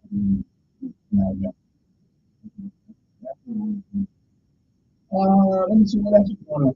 Now, there is something about the I don't quite understand the nuances of that. I don't understand why we can give that family something. I don't know why we can't. The U.S. is going to cannot do it. I don't know. That's not my call, but I think we ought to give them something. That's not my call. 14, also, one more thing. It does seem, and I a lot of these years and explain this phenomenon. Now, obviously, there are killings and criminality in every group and subgroup of people in this country. There are white folks that do bad things, there are black folks that do bad things.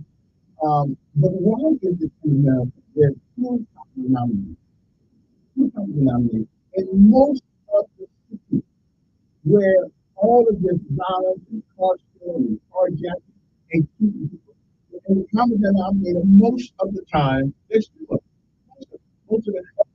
I'm going to be at least the ones we hear about. The ones we hear about. But Brad Featherstone used to say something. If you don't want to do it, then don't let it happen. So the question I have, why does it seem that most of the cities with the carnage, with the violence, with the trash, are ran politically by Democrats? And I have my own thinking about that because there are certain philosophical principles that are not in play in that party. And I think the biggest one is that we're not responsible because something happened in 1952. We don't want to hold individuals responsible because we think that like the president said one time, well, if you ain't black, if you don't vote for me. Okay, so we all supposed to think alike. Okay, so why is it Democrats and in those Democratic cities, of course, they seem to be predominantly populated by black folks, except Los Angeles. We don't know who's there right now. So why is that? Is it because as a people, we have forgotten what the pursuit of excellence is all about? Not all of us, of course. Listen, those are great people. I run into them all the time. Not all. But it does. So let's take Montgomery. Every time I hear about a shooting, 95% of the time, it's somebody black been shot. When I turn around to the TV, I'm not surprised. What surprises me when I say a white guy did it. So why is that? I mean, seriously, well, I know it's an uncomfortable conversation. It is an uncomfortable conversation. And I still don't know what happened over there on Troy Highway. I heard that may have been some Hispanics that did that. I don't know, but I guess we'll find out sooner or later.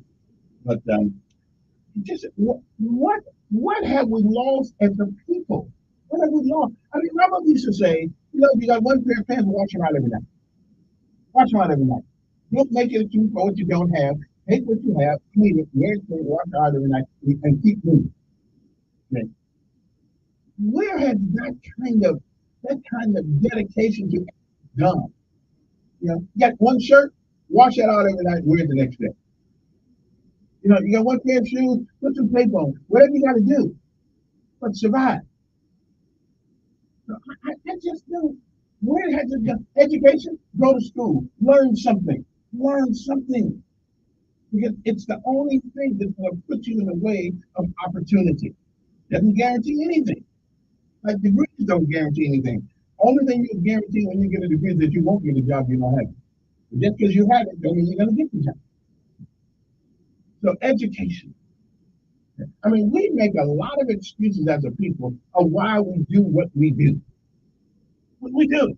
Well, and the mayor got a little bit of that. Well, you got to take these dynamics over here. You got to take these and that. I don't know any poor people who have the same problem. Poor folks, white or black, got the same problem. Our job is to survive. And when I say our, I mean our job is to survive. But we try to do it with dignity and we try to do it with class. I don't know what happened to that kind of attitude. 8:19 in the morning. Good morning. Yes, sir.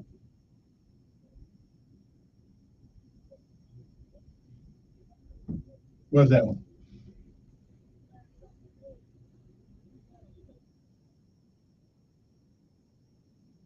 Oh, yeah, I saw it. Yeah, I saw it. Yeah, I read it though. Yeah, I did read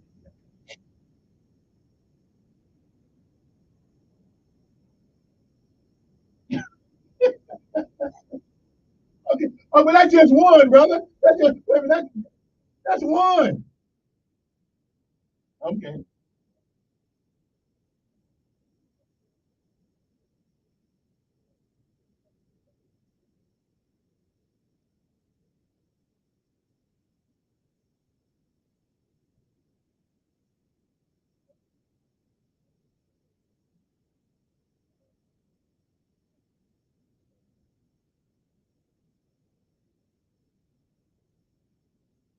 Right. Well, that's true. Yeah. Mhm. But you don't have it. But they can't report it if it don't happen. Yeah, it did. Yeah.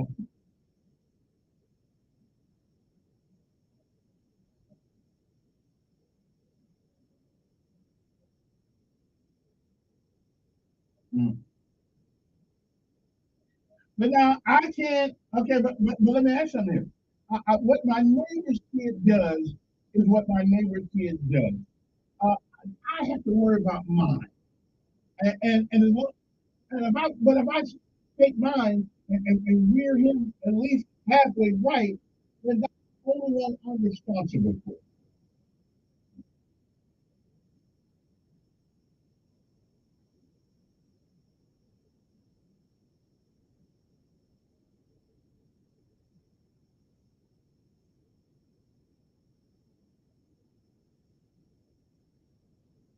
Uh, yeah,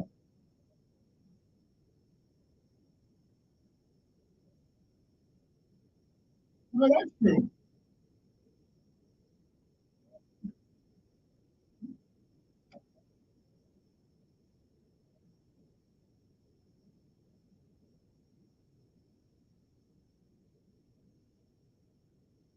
Well, that's true too. But it does mean that we as a people make more excuses for why things happen that we do.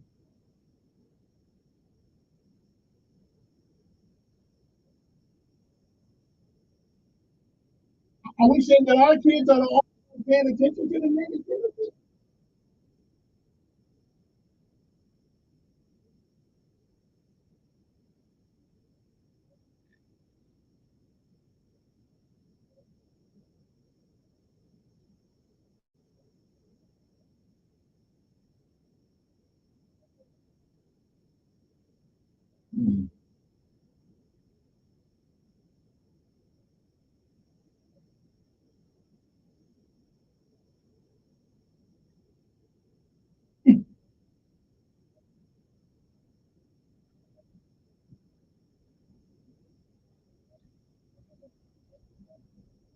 Yeah. All right then. You may have some sense to that. 8:23 in the morning. Good morning. Who's this? Pretty good.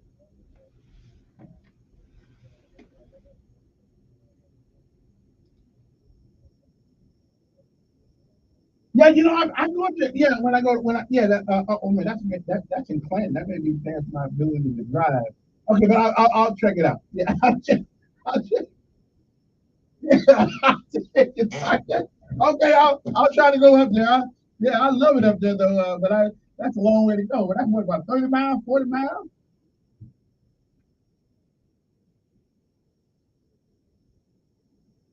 I think I'll do it. I think I'll do it. Yeah.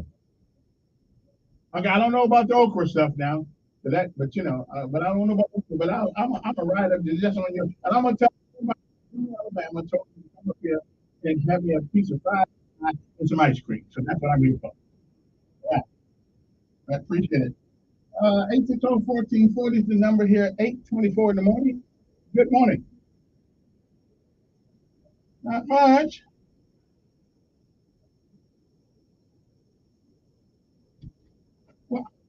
Well, I'm just wondering why we as a people seem to always have excuses for some of the things that we do as a people. Not everybody, but we make excuses for all this shit. You can't tell me that every time you hear a shooting on TV and you run in there and see who it is, you expect it to be somebody black that did it.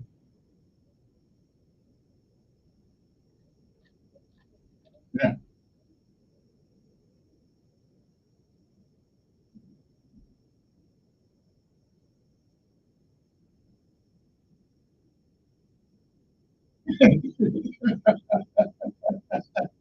Okay, I guess you got me on that one. Yeah. Okay.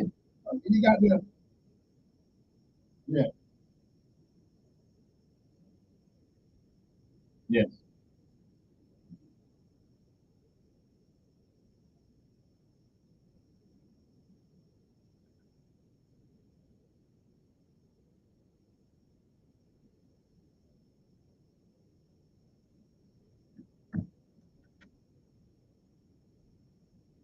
No.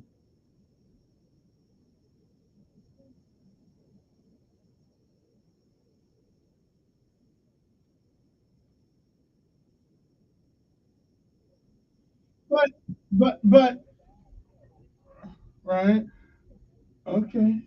Yeah. Yeah. Yeah. Well, but the law didn't stop people who wanted to do you harm from not doing you harm. But they right, but they were getting guns anyway. They already like the gun. And I would agree with that. You took that from me. I agree with that. Yeah. I agree. Oh, let me give you some good news. Let me give you good news. Okay. Imagine today at $50. Wait. He bet $50 that I don't have a military ID card with sergeant on it. Right? So he came up with the money. I showed him the card. However, I showed him the card, the easiest $50 I ever made in my life. But he did wait a minute. But he paid me. I, I got a lot of respect for the brother now because he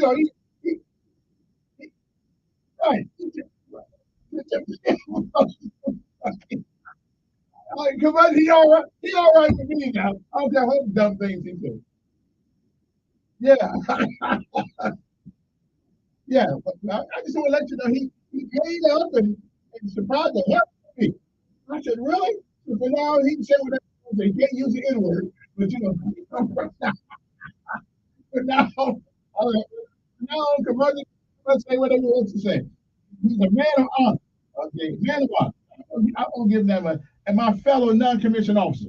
So we'll be back right after these messages. 8:27 in the morning. How do we get here? How do we get out of it? We'll be back.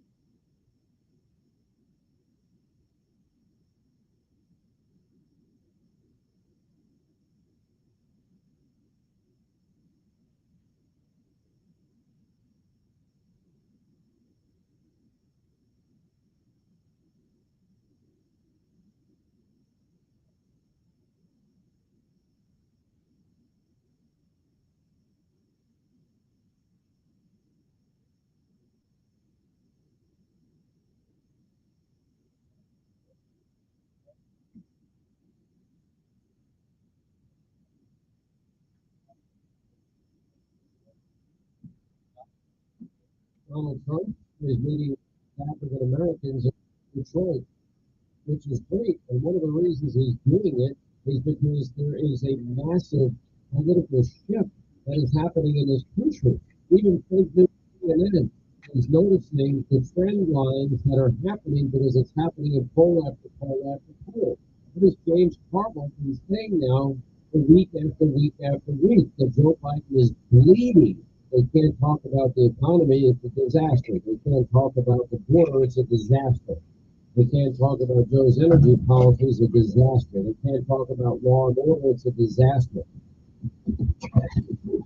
From coast to coast, from sea to shining sea, it's the Sean Hannity Show. Hey guys, breaking news. Did you hear that gold hit an all-time high? And based on market analysis, it could soar even higher. With inflation increasing, Talk about this, yeah. central banks gold boom could skyrocket to over $7,000 an ounce. In fact, experts claim that the gold investing menace is just getting started. And that's why we partnered with the highest rated short company gold. They have earned over 5,000 five-star reviews from tens of thousands of happy customers who have diversified their savings with gold and silver. Today, Goldco is offering you up to 8 years in free IRA fees with 8% instant match and bonus silver with qualified account. Call 855-815-GOLD for free IRA fees, bonus silver, and a free gold and silver info kit. What are you waiting for? Join the tens of thousands of people who have already joined the gold rush and diversified their savings with gold and silver. Call 855-815-GOLD now. 855-815-GOLD now. How would you like to finally lose all those unwanted pounds quickly without spending thousands on things and injections or prescriptions? Hi, it's Donna Simpson, the wellness expert. You probably know someone that is using Ozempic, the hottest diet craze in the country. I don't know that. It's the injection. Celebs use it for their health. The problem is most of us can't afford Ozempic, and these injections can be so uncomfortable. Now you can lose the weight just as easily. No needle, no expensive prices, no side effects, and no worries. You need to try Ozempic, a new miracle weight loss medicine that performs so well it's called nature's Ozempic. Ozempic is an easy now available without a prescription. It can unify thousands to get rid of unwanted pounds. So call now and find out how to get a free bottle. Find out how to get the free bottle of Ozempic. Call 800-686-2430. 800-686-2430. Free bottles for limited time. So call 800-686-2430. That's 800-686-2430. It's that time of the year again. Time to beat the heat and keep those pesky insects out of your outdoor living space. Just one literally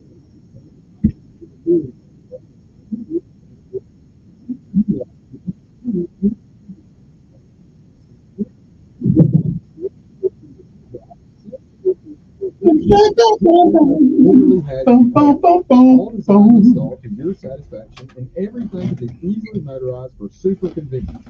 Visit gojustblinds.com to get started. Rumble is on a mission to give people the freedom to be entertained. Join Rumble and enjoy exclusive content from creators who are empowered to express themselves. Visit rumble.com or download the app and watch free.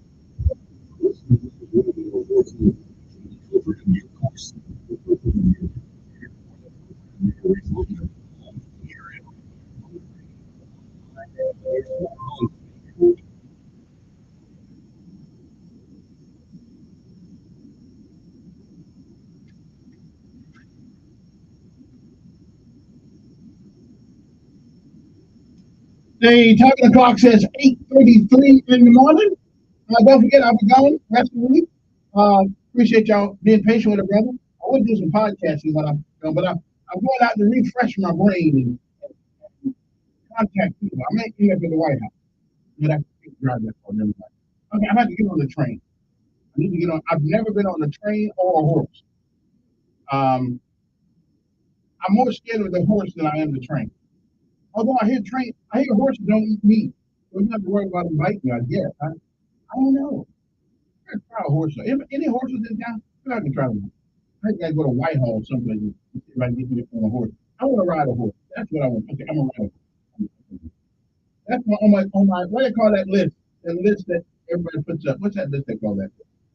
Bucket list. Bucket list. Yeah, what's up? All right, all right.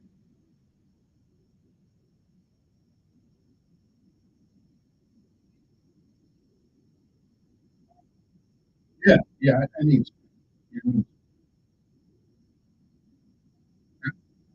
Yeah.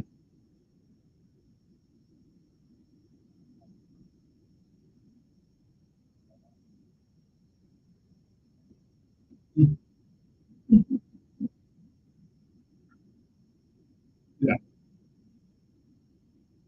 yeah,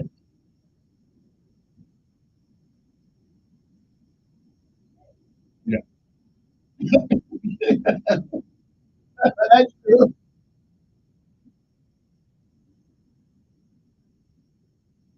Yeah, that's true. Yeah, but I got $50 out of the deal, so I'm good. Yeah, I got $50. That's true. That's true.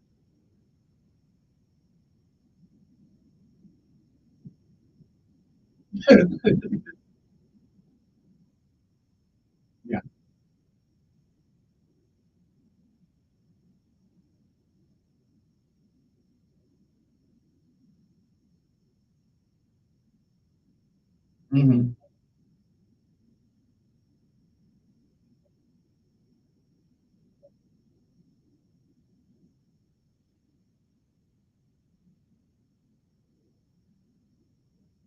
Now that's true. Yeah. Well, listen, I don't mean that I'm not concerned about all those other kids, but my priority was my two boys, and that was my priority. And where I have messed up in a lot of things in life, and I ain't going too many even to regurgitate here. The one thing I was trying to do, because I saw my father one time, and that was it, and he gave me 1 quarter, and I guess I was just trying to make sure that out of all the things my boys can say, they can never say that I didn't love them and I did not try to be, even though I was a rotten husband, I tried to be a good father to them. So, mm,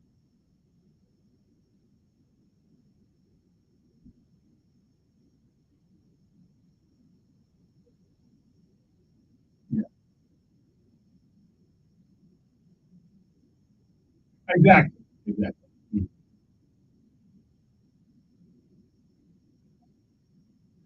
But I will, yeah, I will tell you one thing though. I think one of the things that women do to me is not allow them that bonding time. If you don't bond with your child, he's not your, he's a child, but he's not your child. You need to have that time to spend with them, to hold them up when they're falling and watching.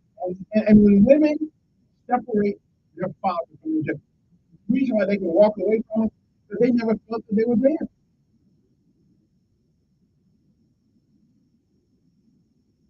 Yes, yeah, yeah.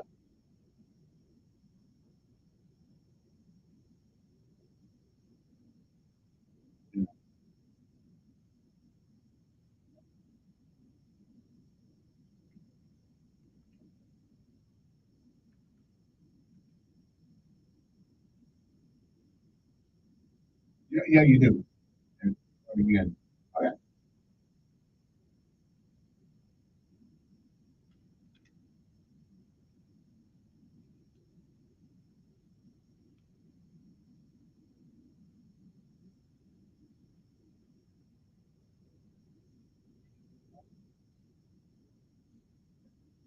Mhm. I'll take I'll take your counsel under advisement so you're different. Uh, even Kenny got the right sometimes. Oh, yeah. All right, let me let's call. Good morning, 8:39 in the morning.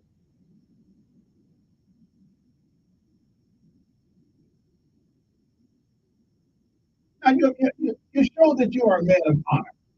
All right.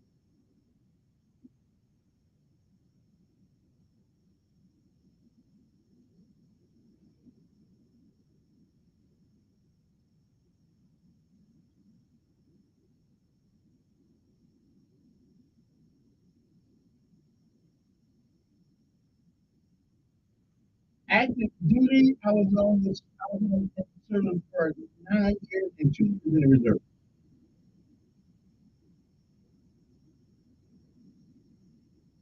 Yeah,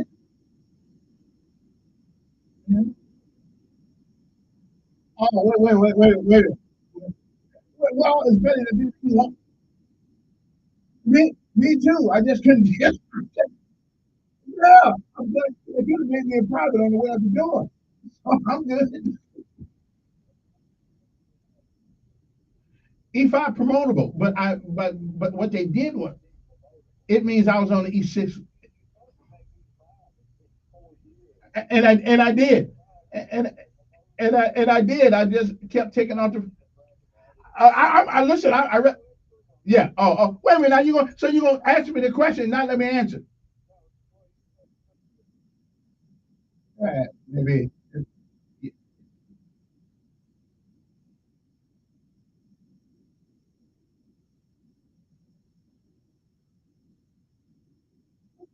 Wait. Wait. Wait a minute. Wait a minute. Well, of course I did.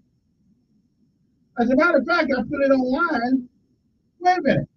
I put it online for everybody to see. Yes, yes, yes, yes, I did. Yes, I did. I took the. All you can do is go online and see my paperwork.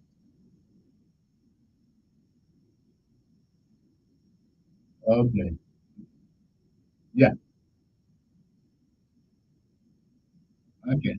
Now, again, no, no, no. Again, let me.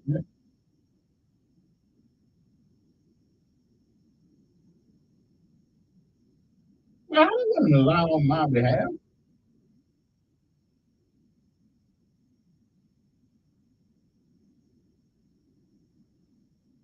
Well, he was born. He was born in '91.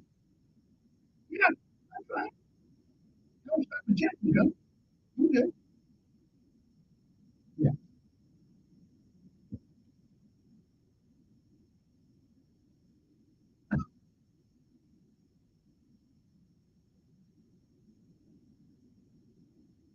Well, I think they ought to vote unless they killed somebody.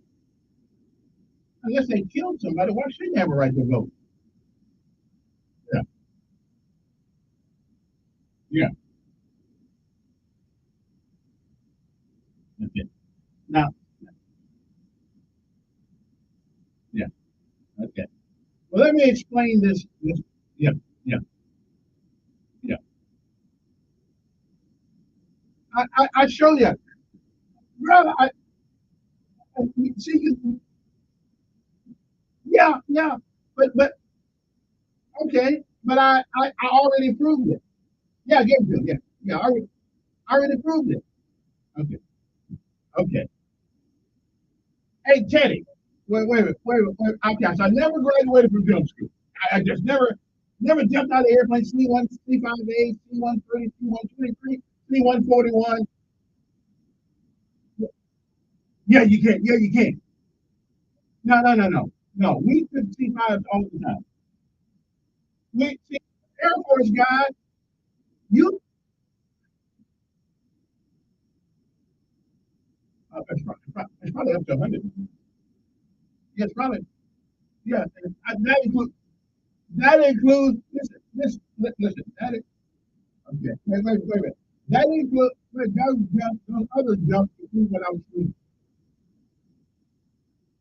Okay. Yeah, it includes what I was doing. 844. Okay. Now, listen, if you want to put that $1,000 up again, I'll take Willie. I'll go down to Fort Penny, which is Fort Moore now, and get the original copy. Okay, I just put out there and get it. Have my money ready. Come on, young man. Pretty good, pretty good.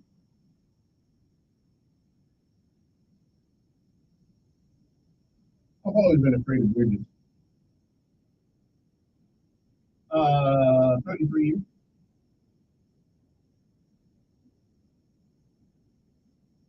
No.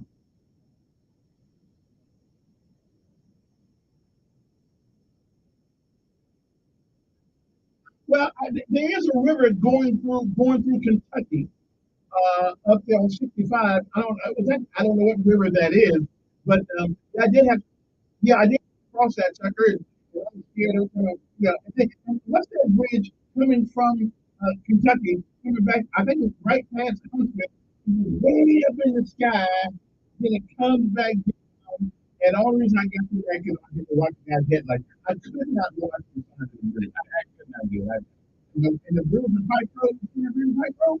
Man, I had to back down the bridge. I couldn't do it. I couldn't do it. Yeah, yeah.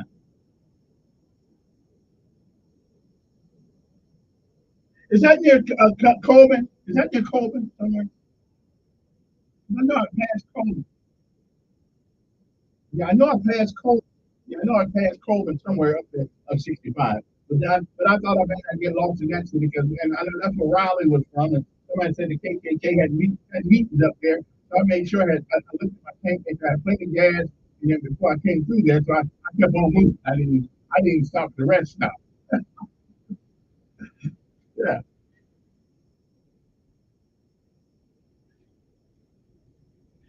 It's Lake Pontchartrain or something. I'm not going near it. But it's 27 miles long. Yeah. You ever been across it?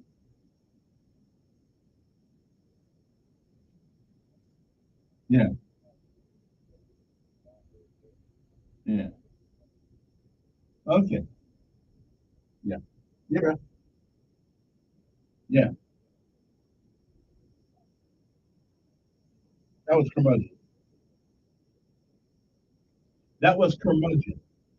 That's a sober thing. Curmudgeon. He doesn't believe anything anybody does. But he did pay me $50 of it. He was in the airport. Yeah, that was it. I'm not even doubting him, but who would claim that wouldn't be? Was, was that?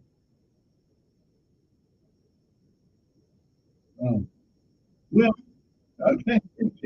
Yeah, yeah, he was in the airport. He was in the break in and we'll come back. And listen, I see a guy on my Facebook thing over here that was in the Ranger, the same unit I was in. I'm gonna see if I can get him on the air with the thing. So once and for all, we can put this to rest. Okay. Because my Ranger buddy. We'll be back. Same unit I was in. We'll be back.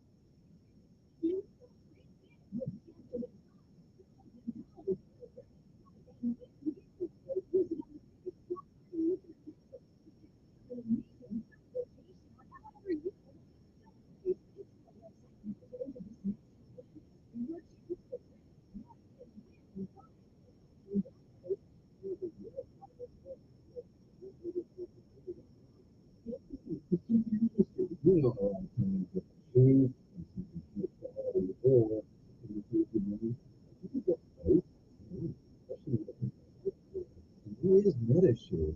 You get both. Then you get this like $500 for clothes, which is really huge. But I'm sure that people are going to pay most satisfied too. You just have this level that it was such a culture. That's the most 30 years. Was people looking at the huge people. Really, you can see the time, like it's better. If you're self-employed, if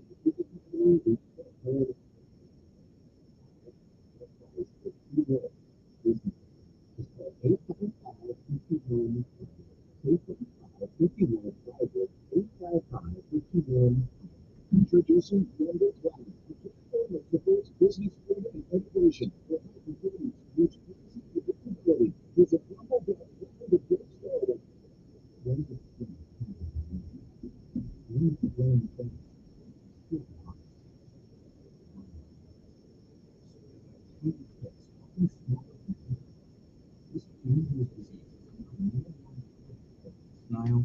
tuberculosis and HIV/AIDS combined. And if left untreated, it can lead to arthritis, facial paralysis, and even memory and concentration problems, often called brain fog. As the threat of Lyme disease grows to more than 300,000 projected cases each year, it's time for us to target Lyme disease. That means checking for ticks when you've been outside, even in your own backyard. It means seeing a doctor if you experience the symptoms of Lyme disease, which can include joint pain, flu-like symptoms, fever, fatigue, or sometimes a bullseye-shaped rash. Set your sights on stopping Lyme. Learn how you can target Lyme disease at targetlyme.org. Brought to you by the Stephen and Alexandra Cohen Foundation and this station. My name is Tom Thornton. And my name is Cindy Thornton. We're retired, and this is how we live United. We decided to volunteer with United Way at our community free health clinic. United Way is how we contribute, because we know our time and money are going to the right places. Judging by the thank yous we get at the clinic, I'd say we're doing the right thing with our retirement, too. We're Tom and Cindy Thornton. We volunteer at our community free health clinic. We don't just wear that shirt. We live it. Give advocate. Volunteer. United. Go to Living Out. United Way. He's smart, brilliant, and he's fast on the draw. It's Mark Lee this afternoon at 5 p.m. on News Radio 1440.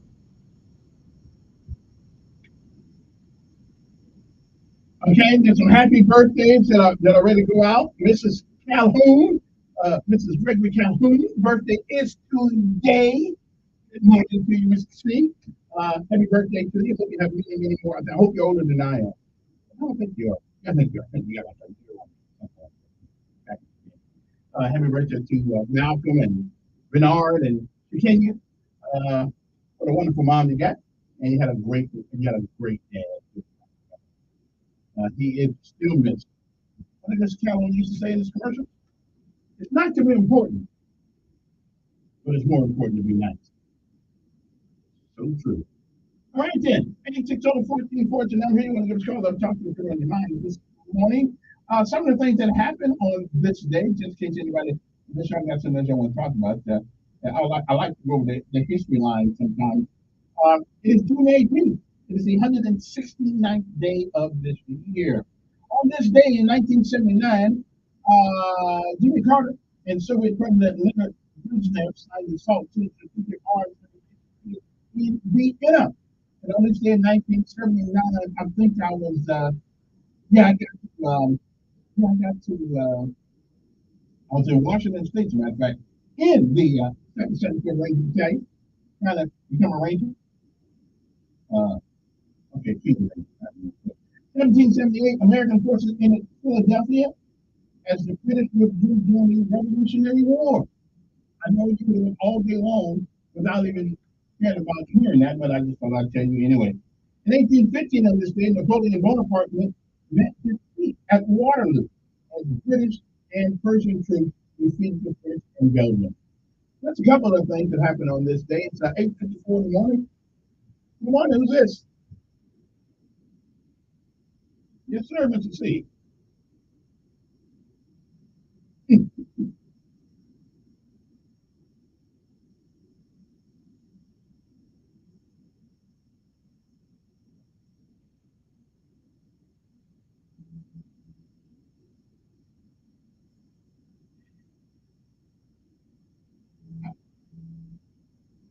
I think they have put some prisoners out there, and a couple of them have been killed by cars going by. And I don't think they want the liability of doing that. And I asked the same question about let them work off some time by going on the street and picking up trash and things of that nature. But a couple of people have been killed. So, yeah.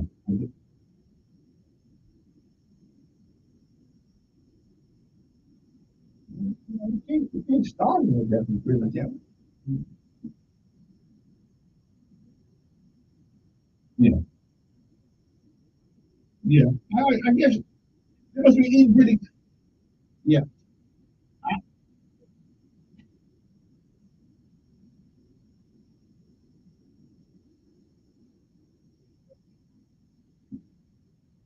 Well, I don't want to go and find out, so I'm going to try to stay out there.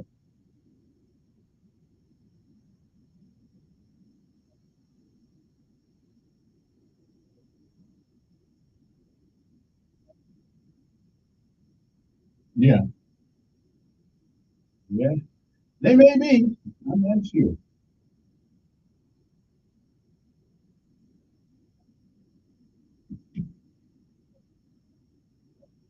Yeah, that's a lot. That's a lot of food. Okay. Thank you, Mr. C. In 1940, during World War II, Prime Minister Winston Churchill, who's one of the greatest statesmen I think ever have been around for a long time, urged his countrymen to conduct themselves in a manner that would prompt future generations to say this was their finest hour.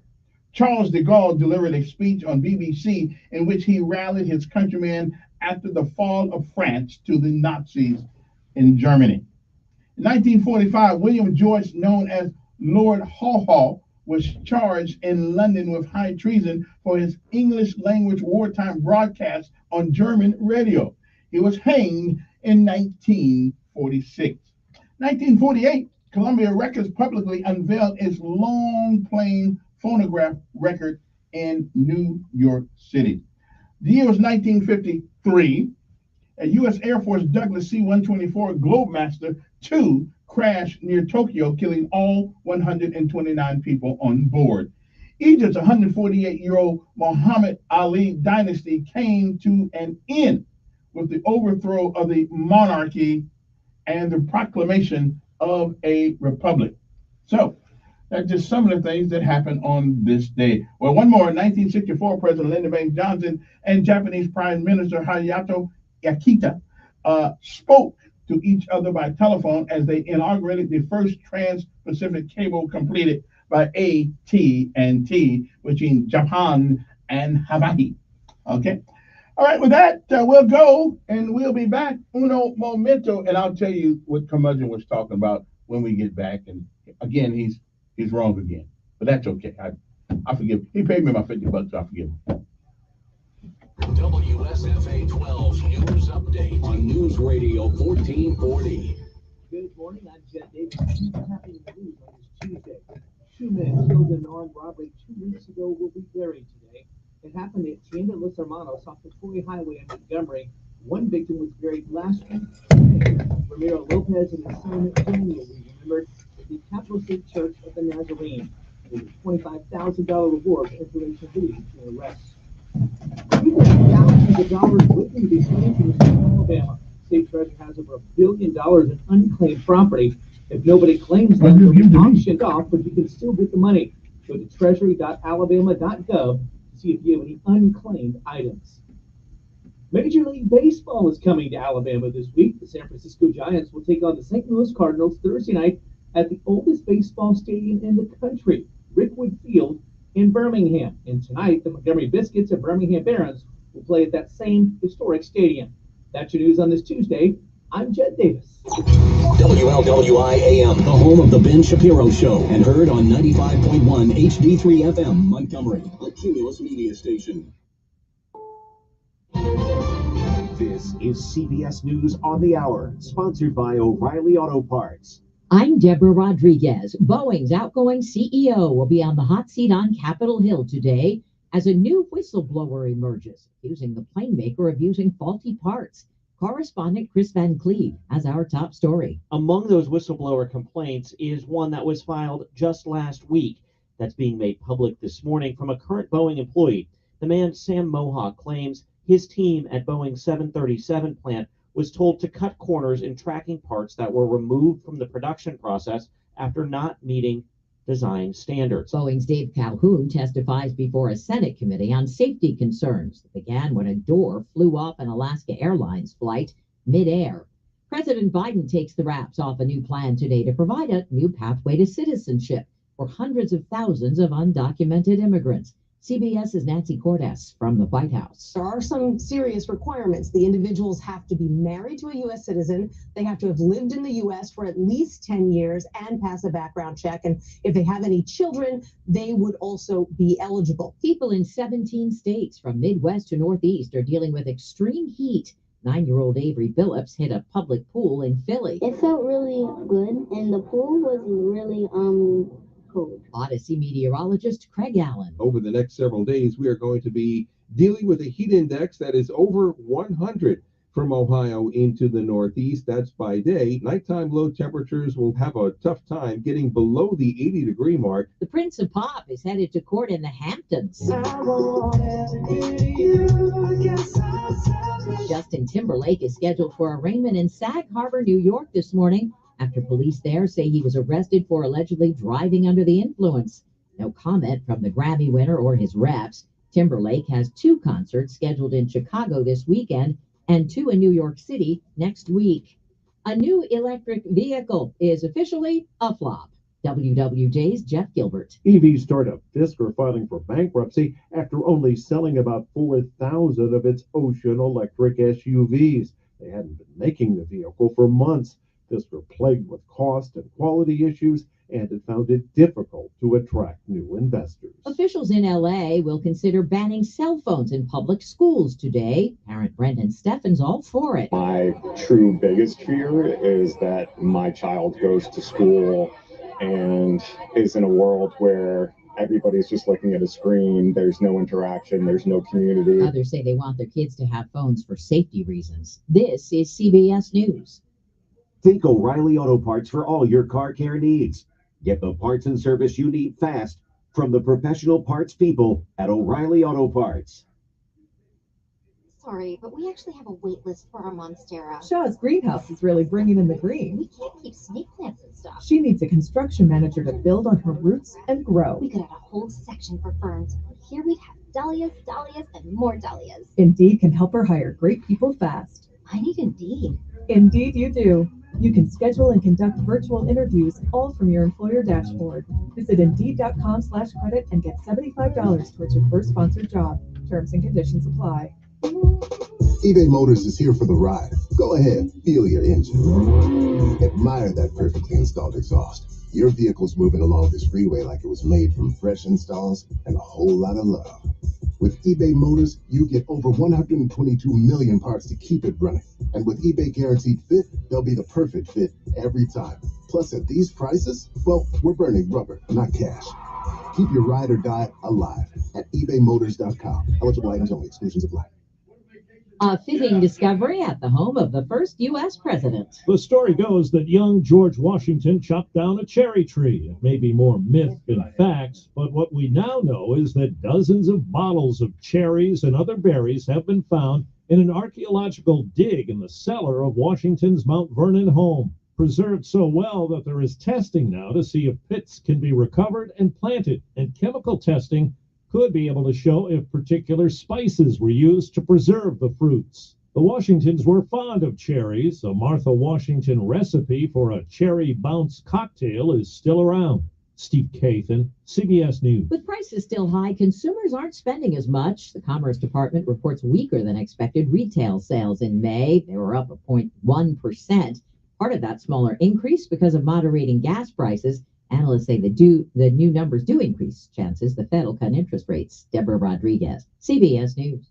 Contact tax relief helpers for details and restrictions. Attention, anyone that owes money to the IRS. The IRS has restarted aggressive enforcement actions against taxpayers who owe back taxes that were temporarily suspended for COVID. If you owe $10,000 or more, you must hear this because now is the time to clear your IRS tax debt. A special toll-free number has been established so you can stop penalty fees, avoid liens, levies, or other hostile measures by the IRS. Call Tax Relief Helpers right now at 800-539-5094. Tax Relief Helpers will provide you the maximum protection afforded by law. I got behind on my taxes and owed $48,000. I didn't know what to do. I called and they got my bill lowered to just $3,500. I owed $87,000 in taxes and it was scary. I got the amount I owed down to just $3,500. I saved $83,500. If you owe money to the IRS, don't wait another day. Call 800-539-5094 right now before the IRS enforces liens, levies, or other aggressive measures. The call and consult are absolutely free. Call now. Call 800-539-5094. 800-539-5094. 800-539-5094. Hey, y'all, look.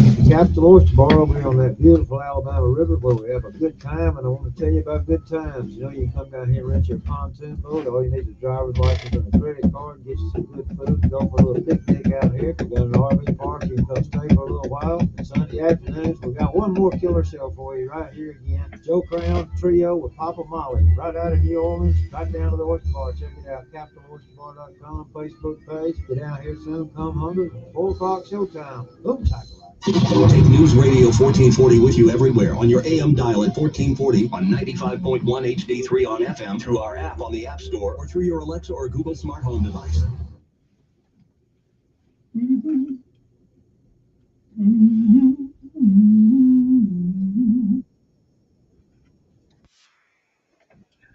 All right, okay. You know, we need mosquitoes. Right? We're always trying to get rid of mosquitoes, but we kind of need the mosquitoes. You know, I don't really know what they do, but we kind of need the mosquitoes. Now, let me once and for all time. Okay, I should never speak of this again because it's irrelevant now. It just doesn't matter. Okay. Okay. But what curmudgeon is talking about? Now he's a little wacko. I like him, but he did pay me my $50 yesterday, so I'm gonna give him some respect. When you go through any military school, there is a record of that school, at least most of the time anyway. Anything is important as Intel Academy or jump school or ranger school or air assault school or jungle training school, whatever school you go to that's kind of important.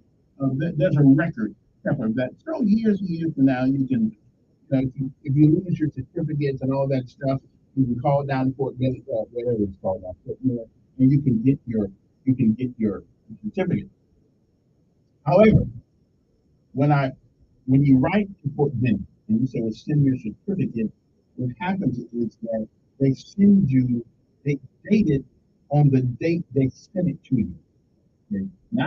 But the original date that you actually finished the school is on there.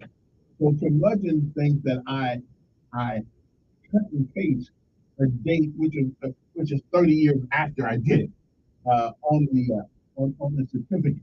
Okay, and that's it.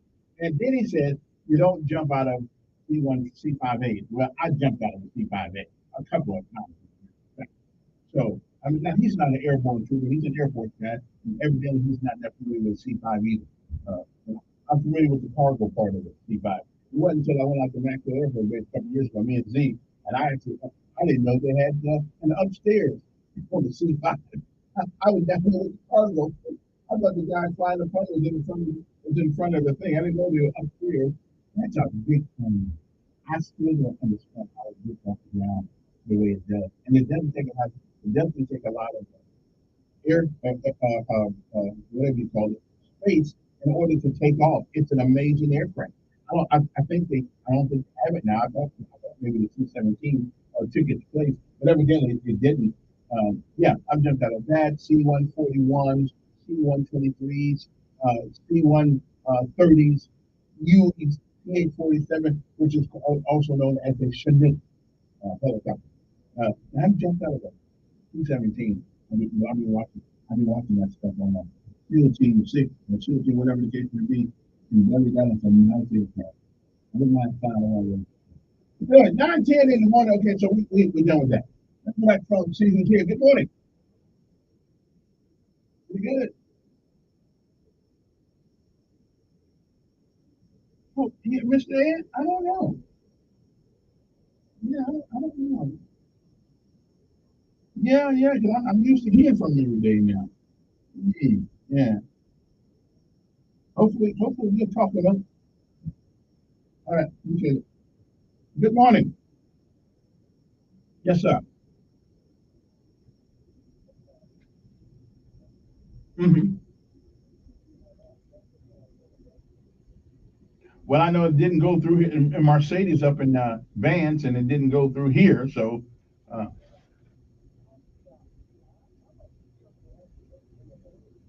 Well, yeah, that one did kind of, yeah, that one did kind of. So you gonna unionize?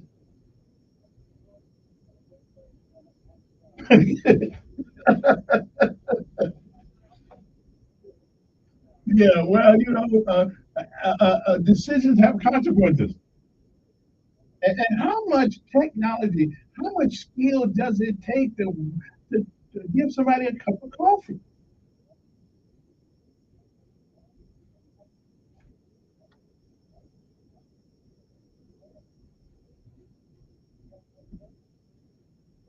Or hire everybody part time?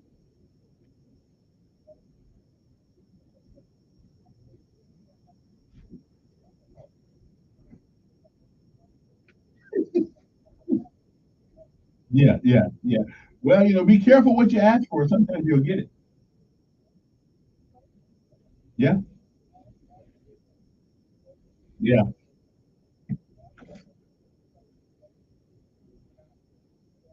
yeah, yeah. I mean, unions are good. I think for a really tough job,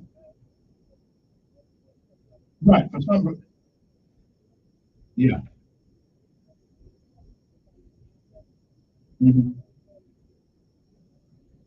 yeah, no, not good. Yeah, you end up broke that way. Good morning.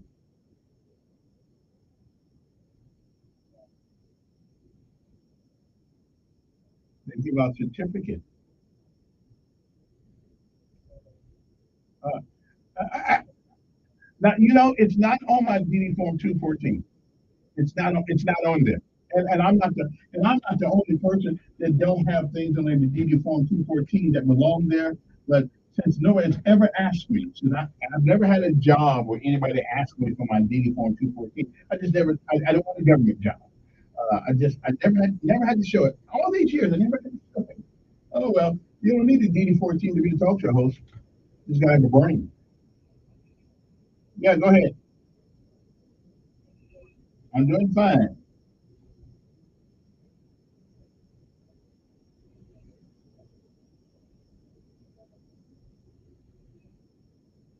Hmm.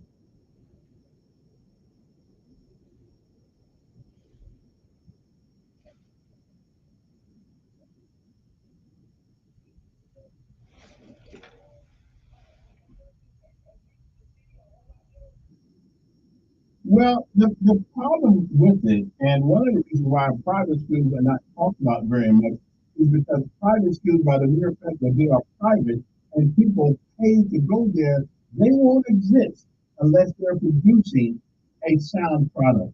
So I think the conversation about private schools doesn't need to happen because they're still existing because people are still paying them because they are seeing a return on their investment.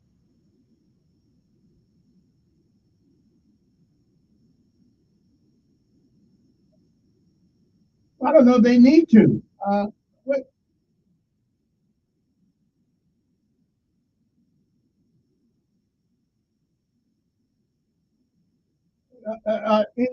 in theory,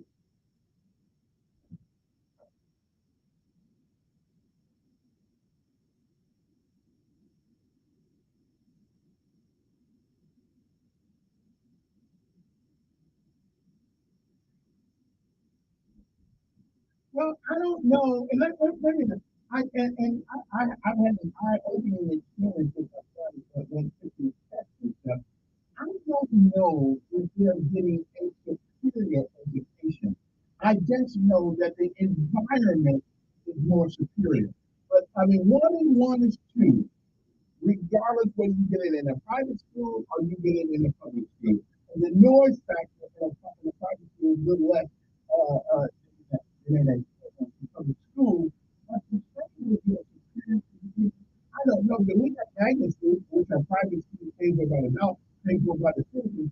So I don't know if we, because I would imagine, I think my son is probably just as smart as most people go to private school. But it is the environment that I find offensive. Uh,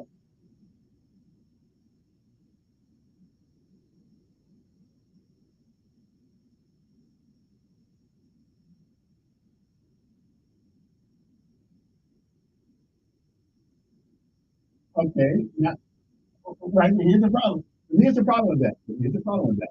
Most of these kids that go to public school are then indoctrinated to think a certain way. And if I've gone to all the education, came back, I'm telling my government, I still have to deal with the people who've been indoctrinated and trained a different kind of way. I don't have 12 years to figure out to tell you how, why you should do it this way. So why not go in an environment where people are trained like you?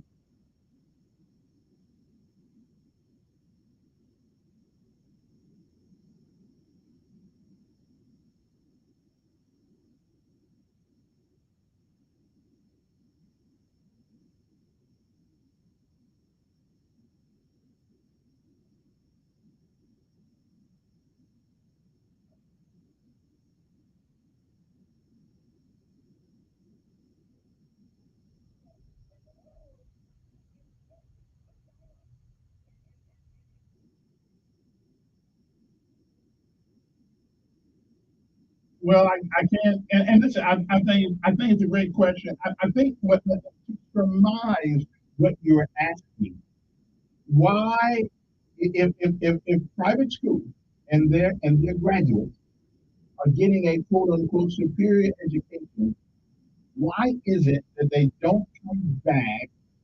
Well, one of the reasons they don't come back and want to teach in our public schools because the philosophy of education is different in public schools than it is in private schools. If you don't want to be there to learn, they can get rid of you.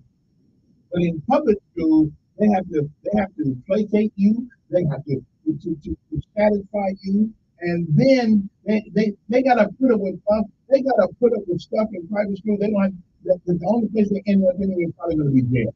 So I think they just yeah yeah.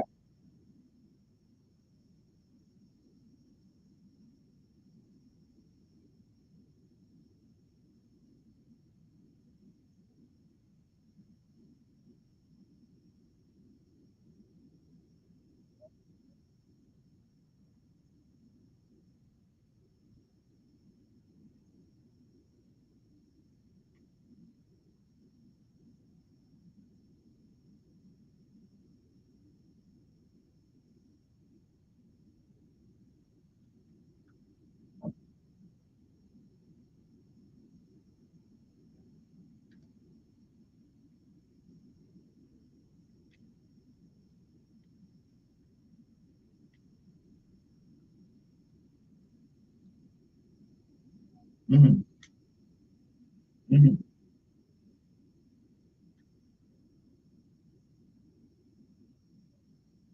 Right.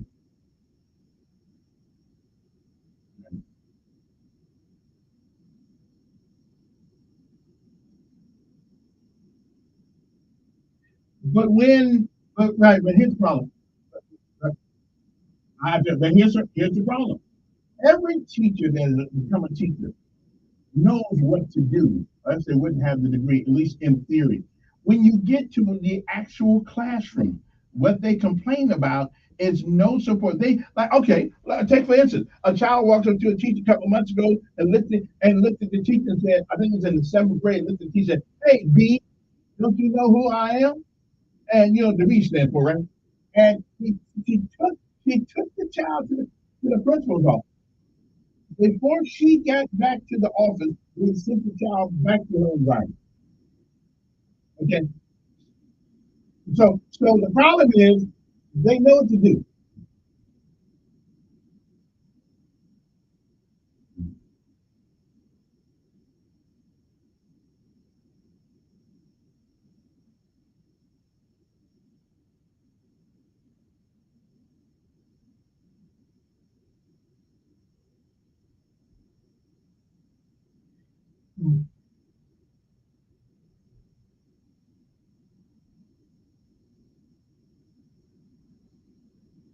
But the people, right, but here's the problem.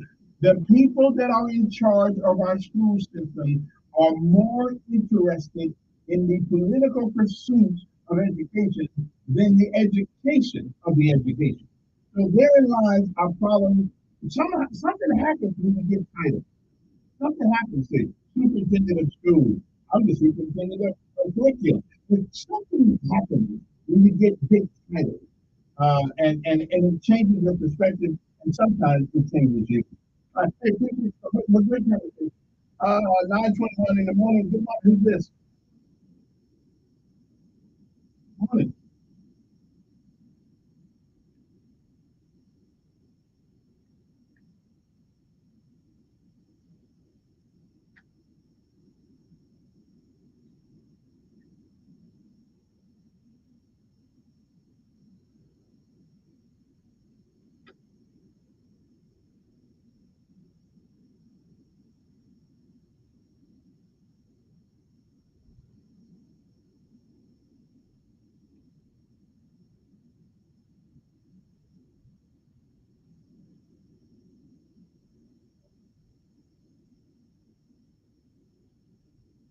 I told my son, and he finally took my thing the other day. He's up here, and he went to Denver, Colorado. I personally don't find it because, believe it or not, there's somebody who wants to come to my Denver.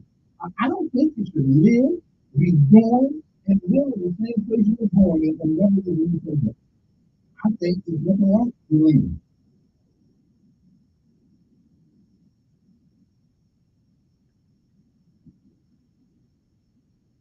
Mhm.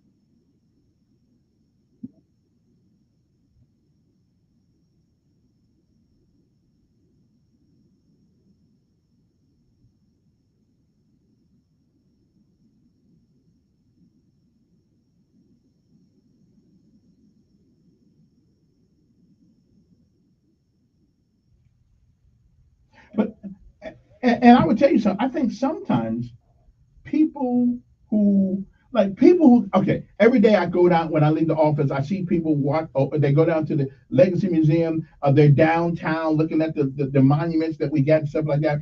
There's an appreciation for people who come from outside in than who have lived there their whole life trying to survive. See, people who come here are not trying to survive, they're just trying to find out information. We were born here, we know the stories behind the story, and we're not as impressed how we got here. The tourists only know the end, but they don't know the beginning. And therefore, sometimes you don't need to know the beginning. But the people who live here, they know about the prejudices. They know about the discriminations. They know about the segregation. They know about all that stuff. And so they're not all they're not all that enthusiastic about what they know. Unfortunately,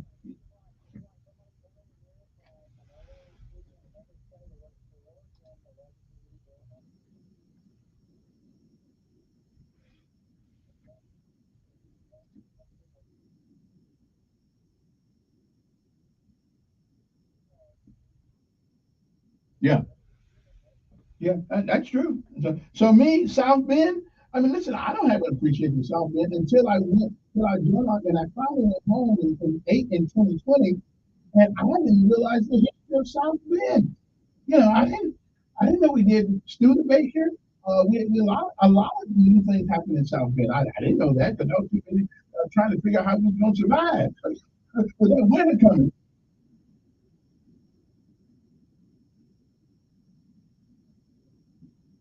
Yeah, yeah. And the University of Notre Dame, I never knew that the University of Notre Dame was so famous. I didn't know that. Right, right. And we do. Appreciate it. Gotta take a break. It is 9:25 in the morning. We'll be right back.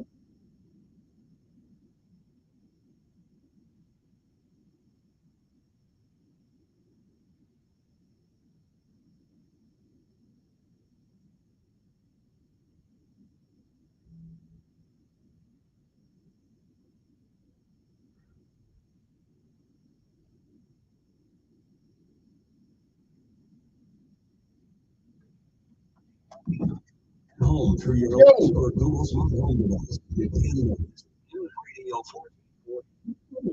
Well, You know, a lot of times with the food, well, that's all it high quality or is. conversations running. If you could get both, why not? Especially when it comes to healthcare. Yeah, no. His meta share. But then he went to the other station. But I don't think they take calls on him. But he was just talking over there. He didn't have a whole lot of time. So we got what we could get out. Yeah, we'll see. Works. It has been more than 30 years. It's a community of Christians who shared more than No, about those skills. People love having mental health. They love the food. Brother, I know, and I look at that. I got problems with okay. If you're self-employed, a part of the gig economy, and you just got a plan, right now, get a price in 2 minutes. What you text me? You text me? 51. 51 Bible. It's in today? 51. Oh, I think so. Yes, I got that. Yeah. Anyway, hey, I gotta go. We'll talk. I gotta go.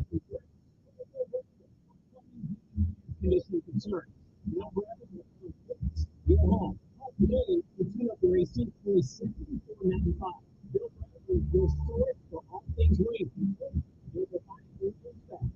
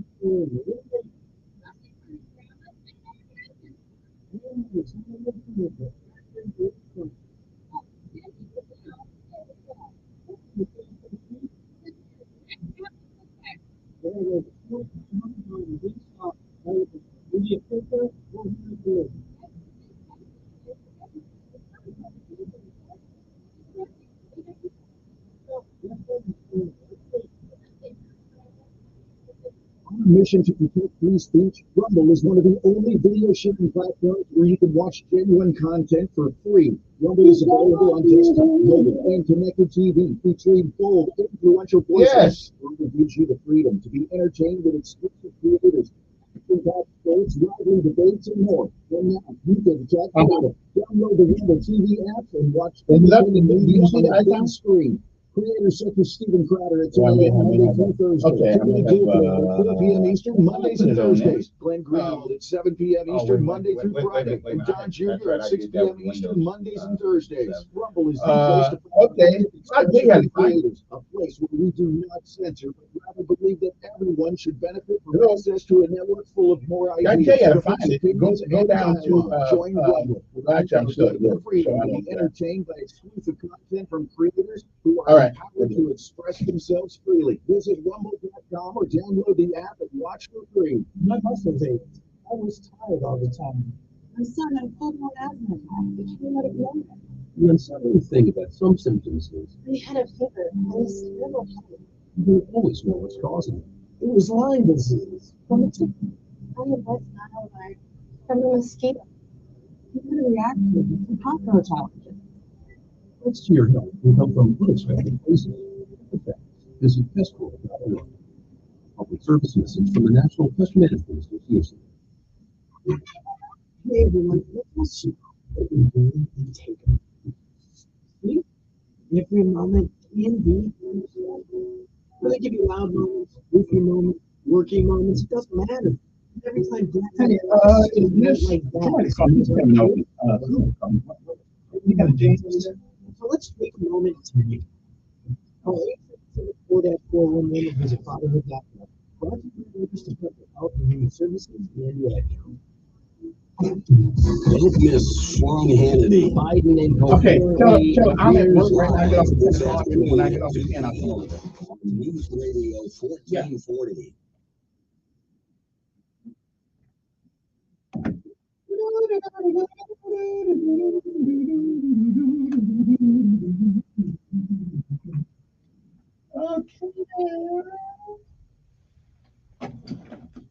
Okay.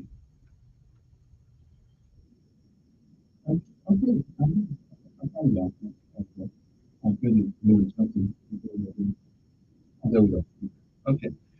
Good morning to you. It's 9:31 in the morning. Let's go back to the phone and see who is there. Good morning. Who's this? Yes.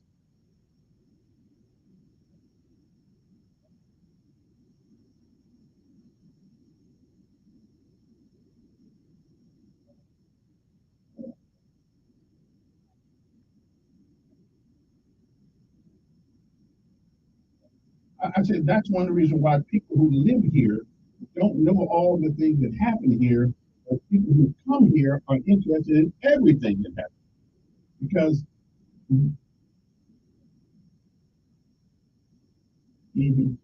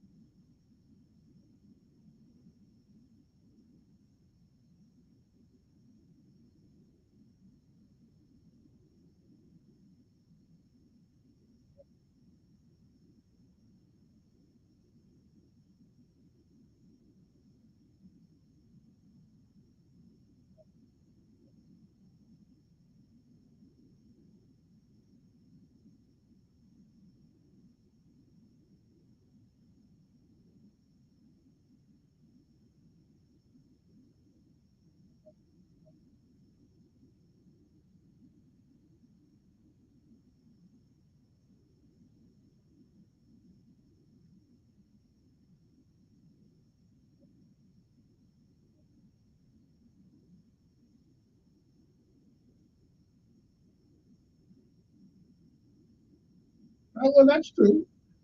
But I think the people here, like in my hometown, we're so busy surviving until you think, okay.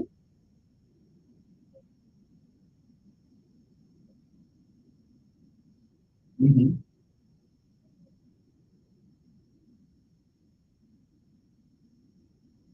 Hmm.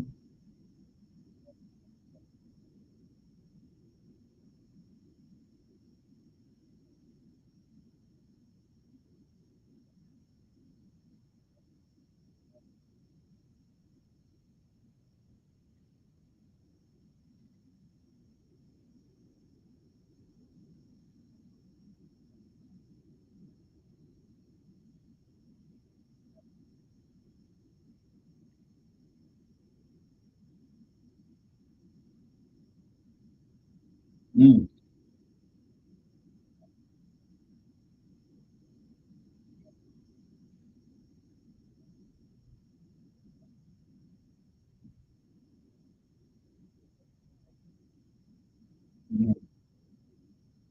Yeah.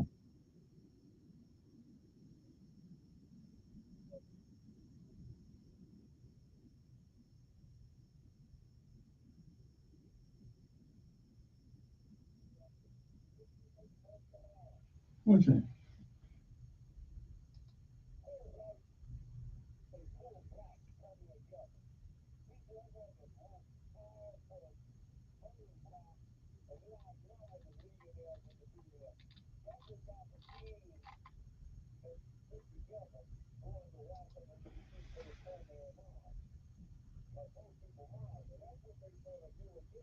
Mm.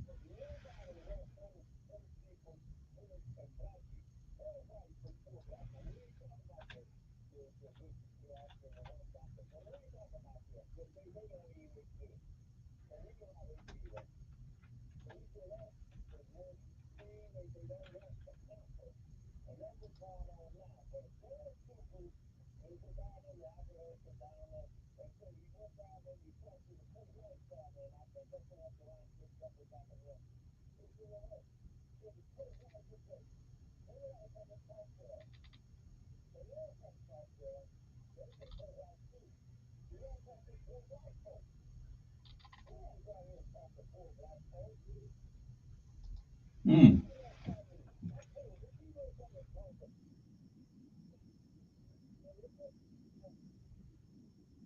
Mm.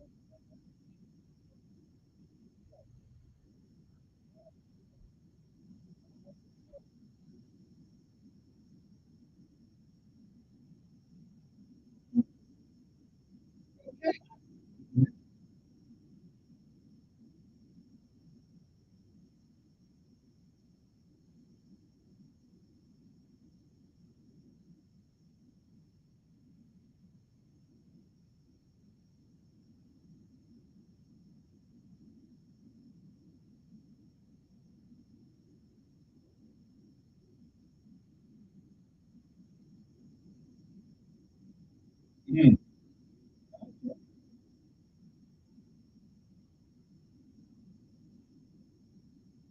Mm.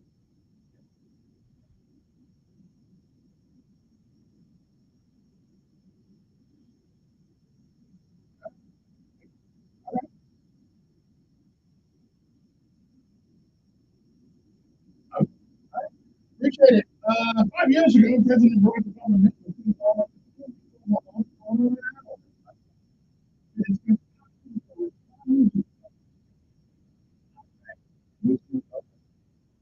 good morning. That's what six. Yeah.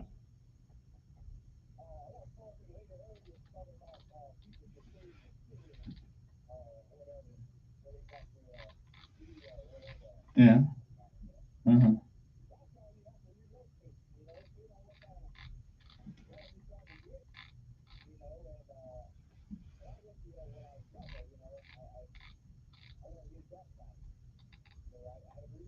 Mm-hmm.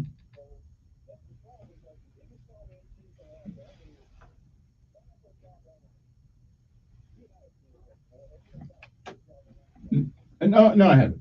I haven't. I just right. And by the time you put your application in, 100 million people already put one in. So, right. I'm gonna find out who hiring, and I'm gonna try to talk to them. Yeah.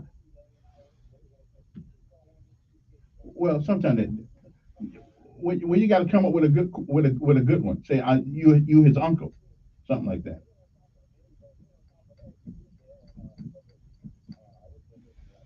Yeah, I understand. All right, I appreciate it. Yeah, I did call. Didn't I just talk to you last hour though? Didn't I just talk to you last hour? You sure? You sure for the?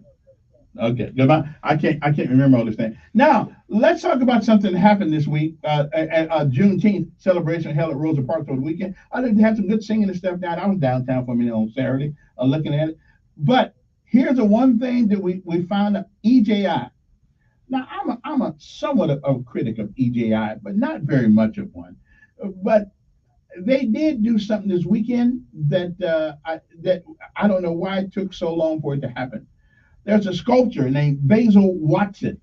And right now, the EGI unveiled Montgomery's only full size Martin Luther King Jr. statue. Now, I don't really get into statues or anything like that, but thanks for Mickey Welch from the Montgomery Advertiser for letting us know about it. Because after all these years, we don't have a street in Montgomery named MLK.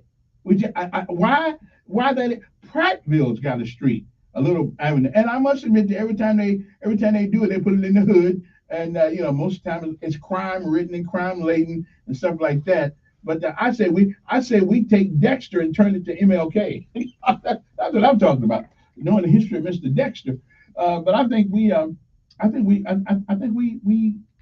that. But anyway, I want to thank EGI for unveiling Montgomery's full-size Martin Luther King Jr. statue, and it was done by a guy named Basil Watson. Never heard of them, but that statue looks good. Okay. The Equal Justice Initiative unveiled a statue of Dr. Martin Luther King on Friday at the Legacy Plaza across from the Legacy Museum. And it is the first full-size sculpture of King in Montgomery. I think Bernice was here. I think one of his daughters was here. We have a lot of work still to do to change the structures and systems. Their work is to help transform the hearts of people. Dr. Bernice King, she was here. She is the daughter and the CEO of the King Center. So while we work on legislative change, while we work on baby shows throughout the legal system, we also have to continue to work on the heart change. And the work is all about that. King said she believed that this change is the most important holistic and historic experience in the nation. And listen, I don't disagree with Bernice, but the problem is sometimes, only sometimes we're so tethered to the past.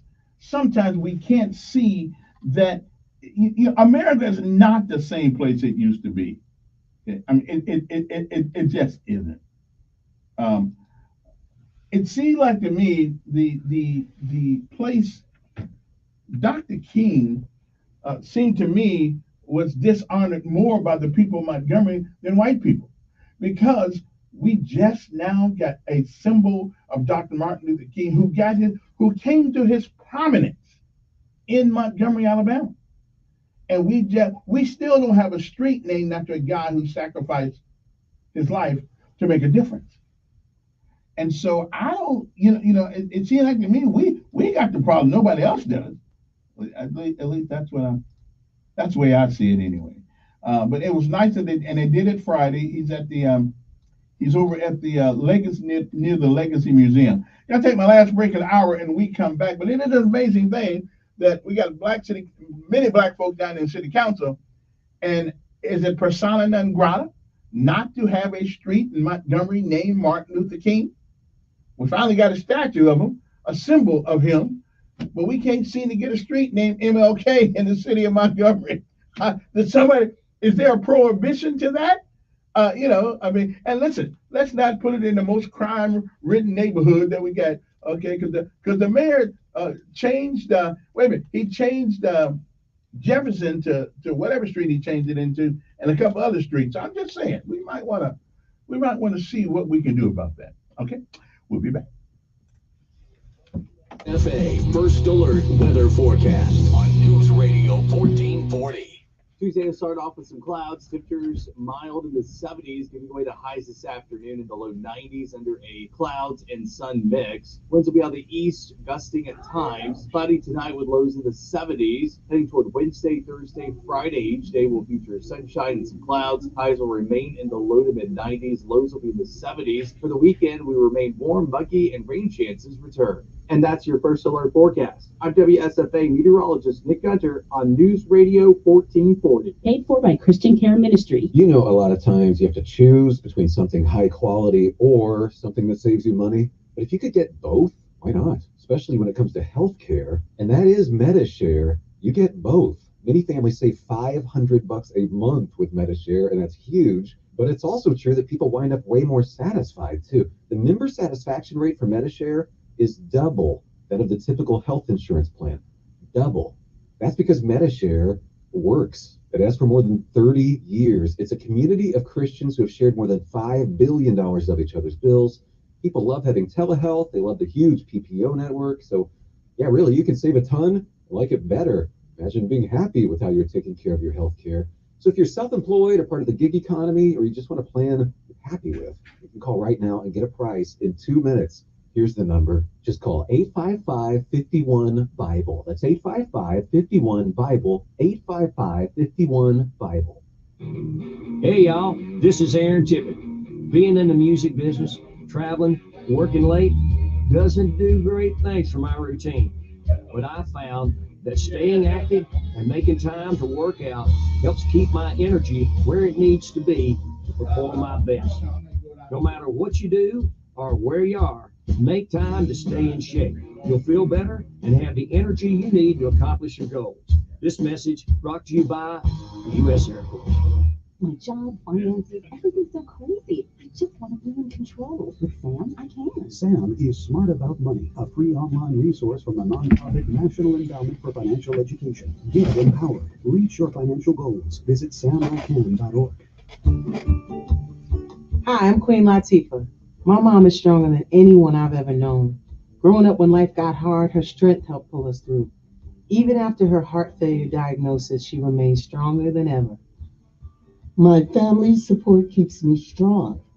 Together, we're rising above heart failure. Heart failure doesn't have to steal your strength. For simple steps you can take to help prevent, improve, or manage heart failure, go to riseabovehf.org. My name is Tom Thornton. And my name is Cindy Thornton. We're retired, and this is how we live united. We decided to volunteer with United Way at our community free health clinic. United Way is how we contribute, because we know our time and money are going to the right places. Judging by the thank yous we get at the clinic, I'd say we're doing the right thing with our retirement, too. We're Tom and Cindy Thornton. We volunteer at our community free health clinic. We don't just wear the shirt. We live it. Give, advocate, volunteer, live united. Go to liveunited.org. Brought to you by United Way and the Ad Council. I'm Ed Horrell, author of The Kindness Revolution. My wife and I enjoyed a wonderful dinner last week with friends we hadn't seen in a long time. The next day, I sent a text message letting them know how much we enjoyed being with them.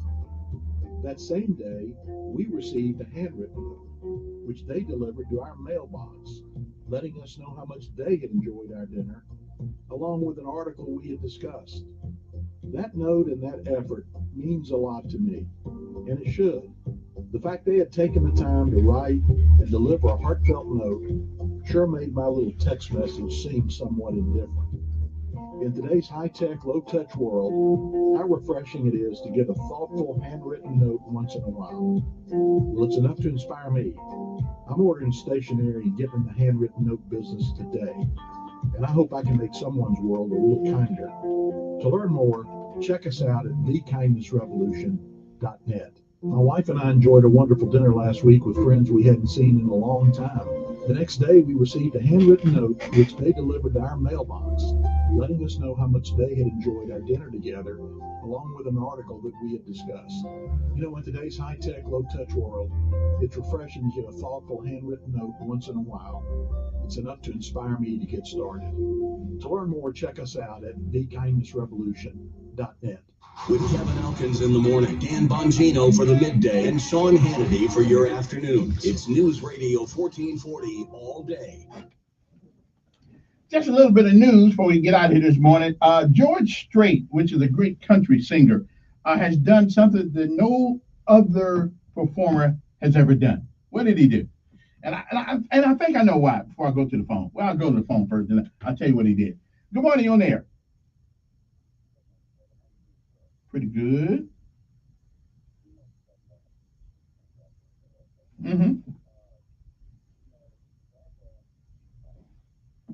That don't count. that don't count. That you don't even know you there before you're out of it. Yeah, I know. Nobody pays any attention. We need a street in Montgomery with MLK on it. Yeah. And do you know how many people actually notice it? I know, but do you know how many people actually notice it? Do you know how many people actually notice it? I don't even know where it's at anymore. I don't pay attention to it.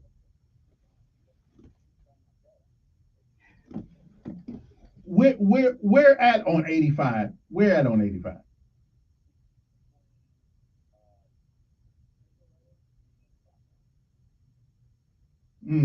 I must miss it because I'm up there all the time. Yeah.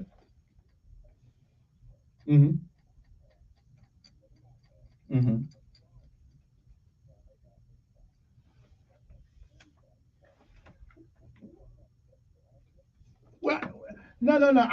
I think he need to be part of the fabric of the city of Montgomery, and the only way to do that is to name a street within the city MLK.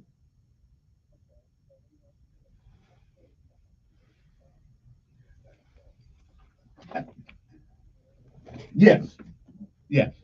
And yeah, I would prefer one here because the people. Listen, the people who going down that freeway could care less about Martin Luther King. Most of them don't care. But the people who live in the city of Montgomery have been affected directly by the efforts in which he led. Yeah, yeah.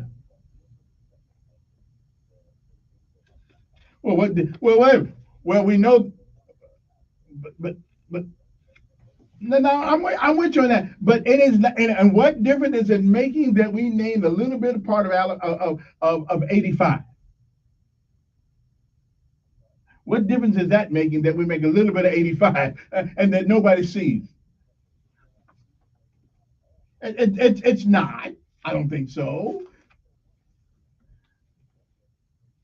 Well, now that's crazy. That's great. What you got against naming MLK in the city of Montgomery? Why do you have something against that? Then why we? Yeah.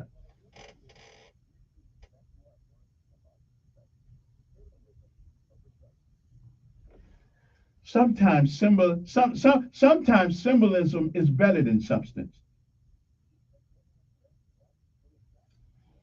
You know, you know, if we taught our kids better, and if it was if it was ingrained in the fabric of that he was killed by a man with a gun, and most of these kids don't know, maybe it could have some effect. They taught it in school.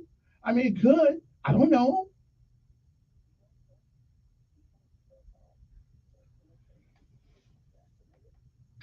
I think to them it is just to the people who teach it for the most part, especially if you're not black and you teach it, it's a political issue.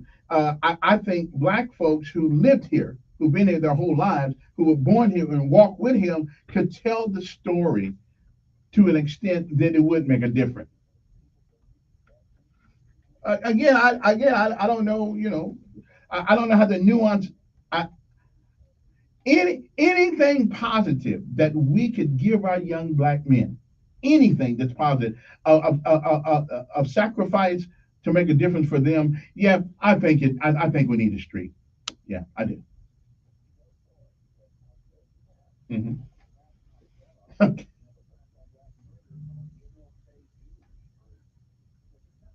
And it probably won't. But then again, and like you said, unnaming Robert A. Lee School and naming it Percy Julian, it didn't help a whole lot. But I will tell you, some of these things take time. And maybe when I'm gone, maybe somebody will finally figure out who Juicy Pearl, Mr. Percy Julian was. Because most kids over there don't know. Yeah, yeah, yeah. So anything to give our, yeah, but anything that would give that will in that would give our young men and ladies some pride in who they are. I'm all for that. I, I hear you. I hear you. Well, then wait a minute. Why do we have wait a minute? Why do we have statues of people up who lost the war? Well, wherever they are, they still are. They in private place, but they still are. And they putting some up in other cities, but they lost. Right, right. But they lost. But they lost, and we put statues up to them. They lost. But I think people have a right to have their own heroes. And one of our heroes and one of our heroes as black people is Martin Luther King. And not to have a street right. And not to have a street named MLK in this city is an insult to the memory of to that legacy. Maybe not, but let's try to see. Let's try to see. I appreciate it. Let me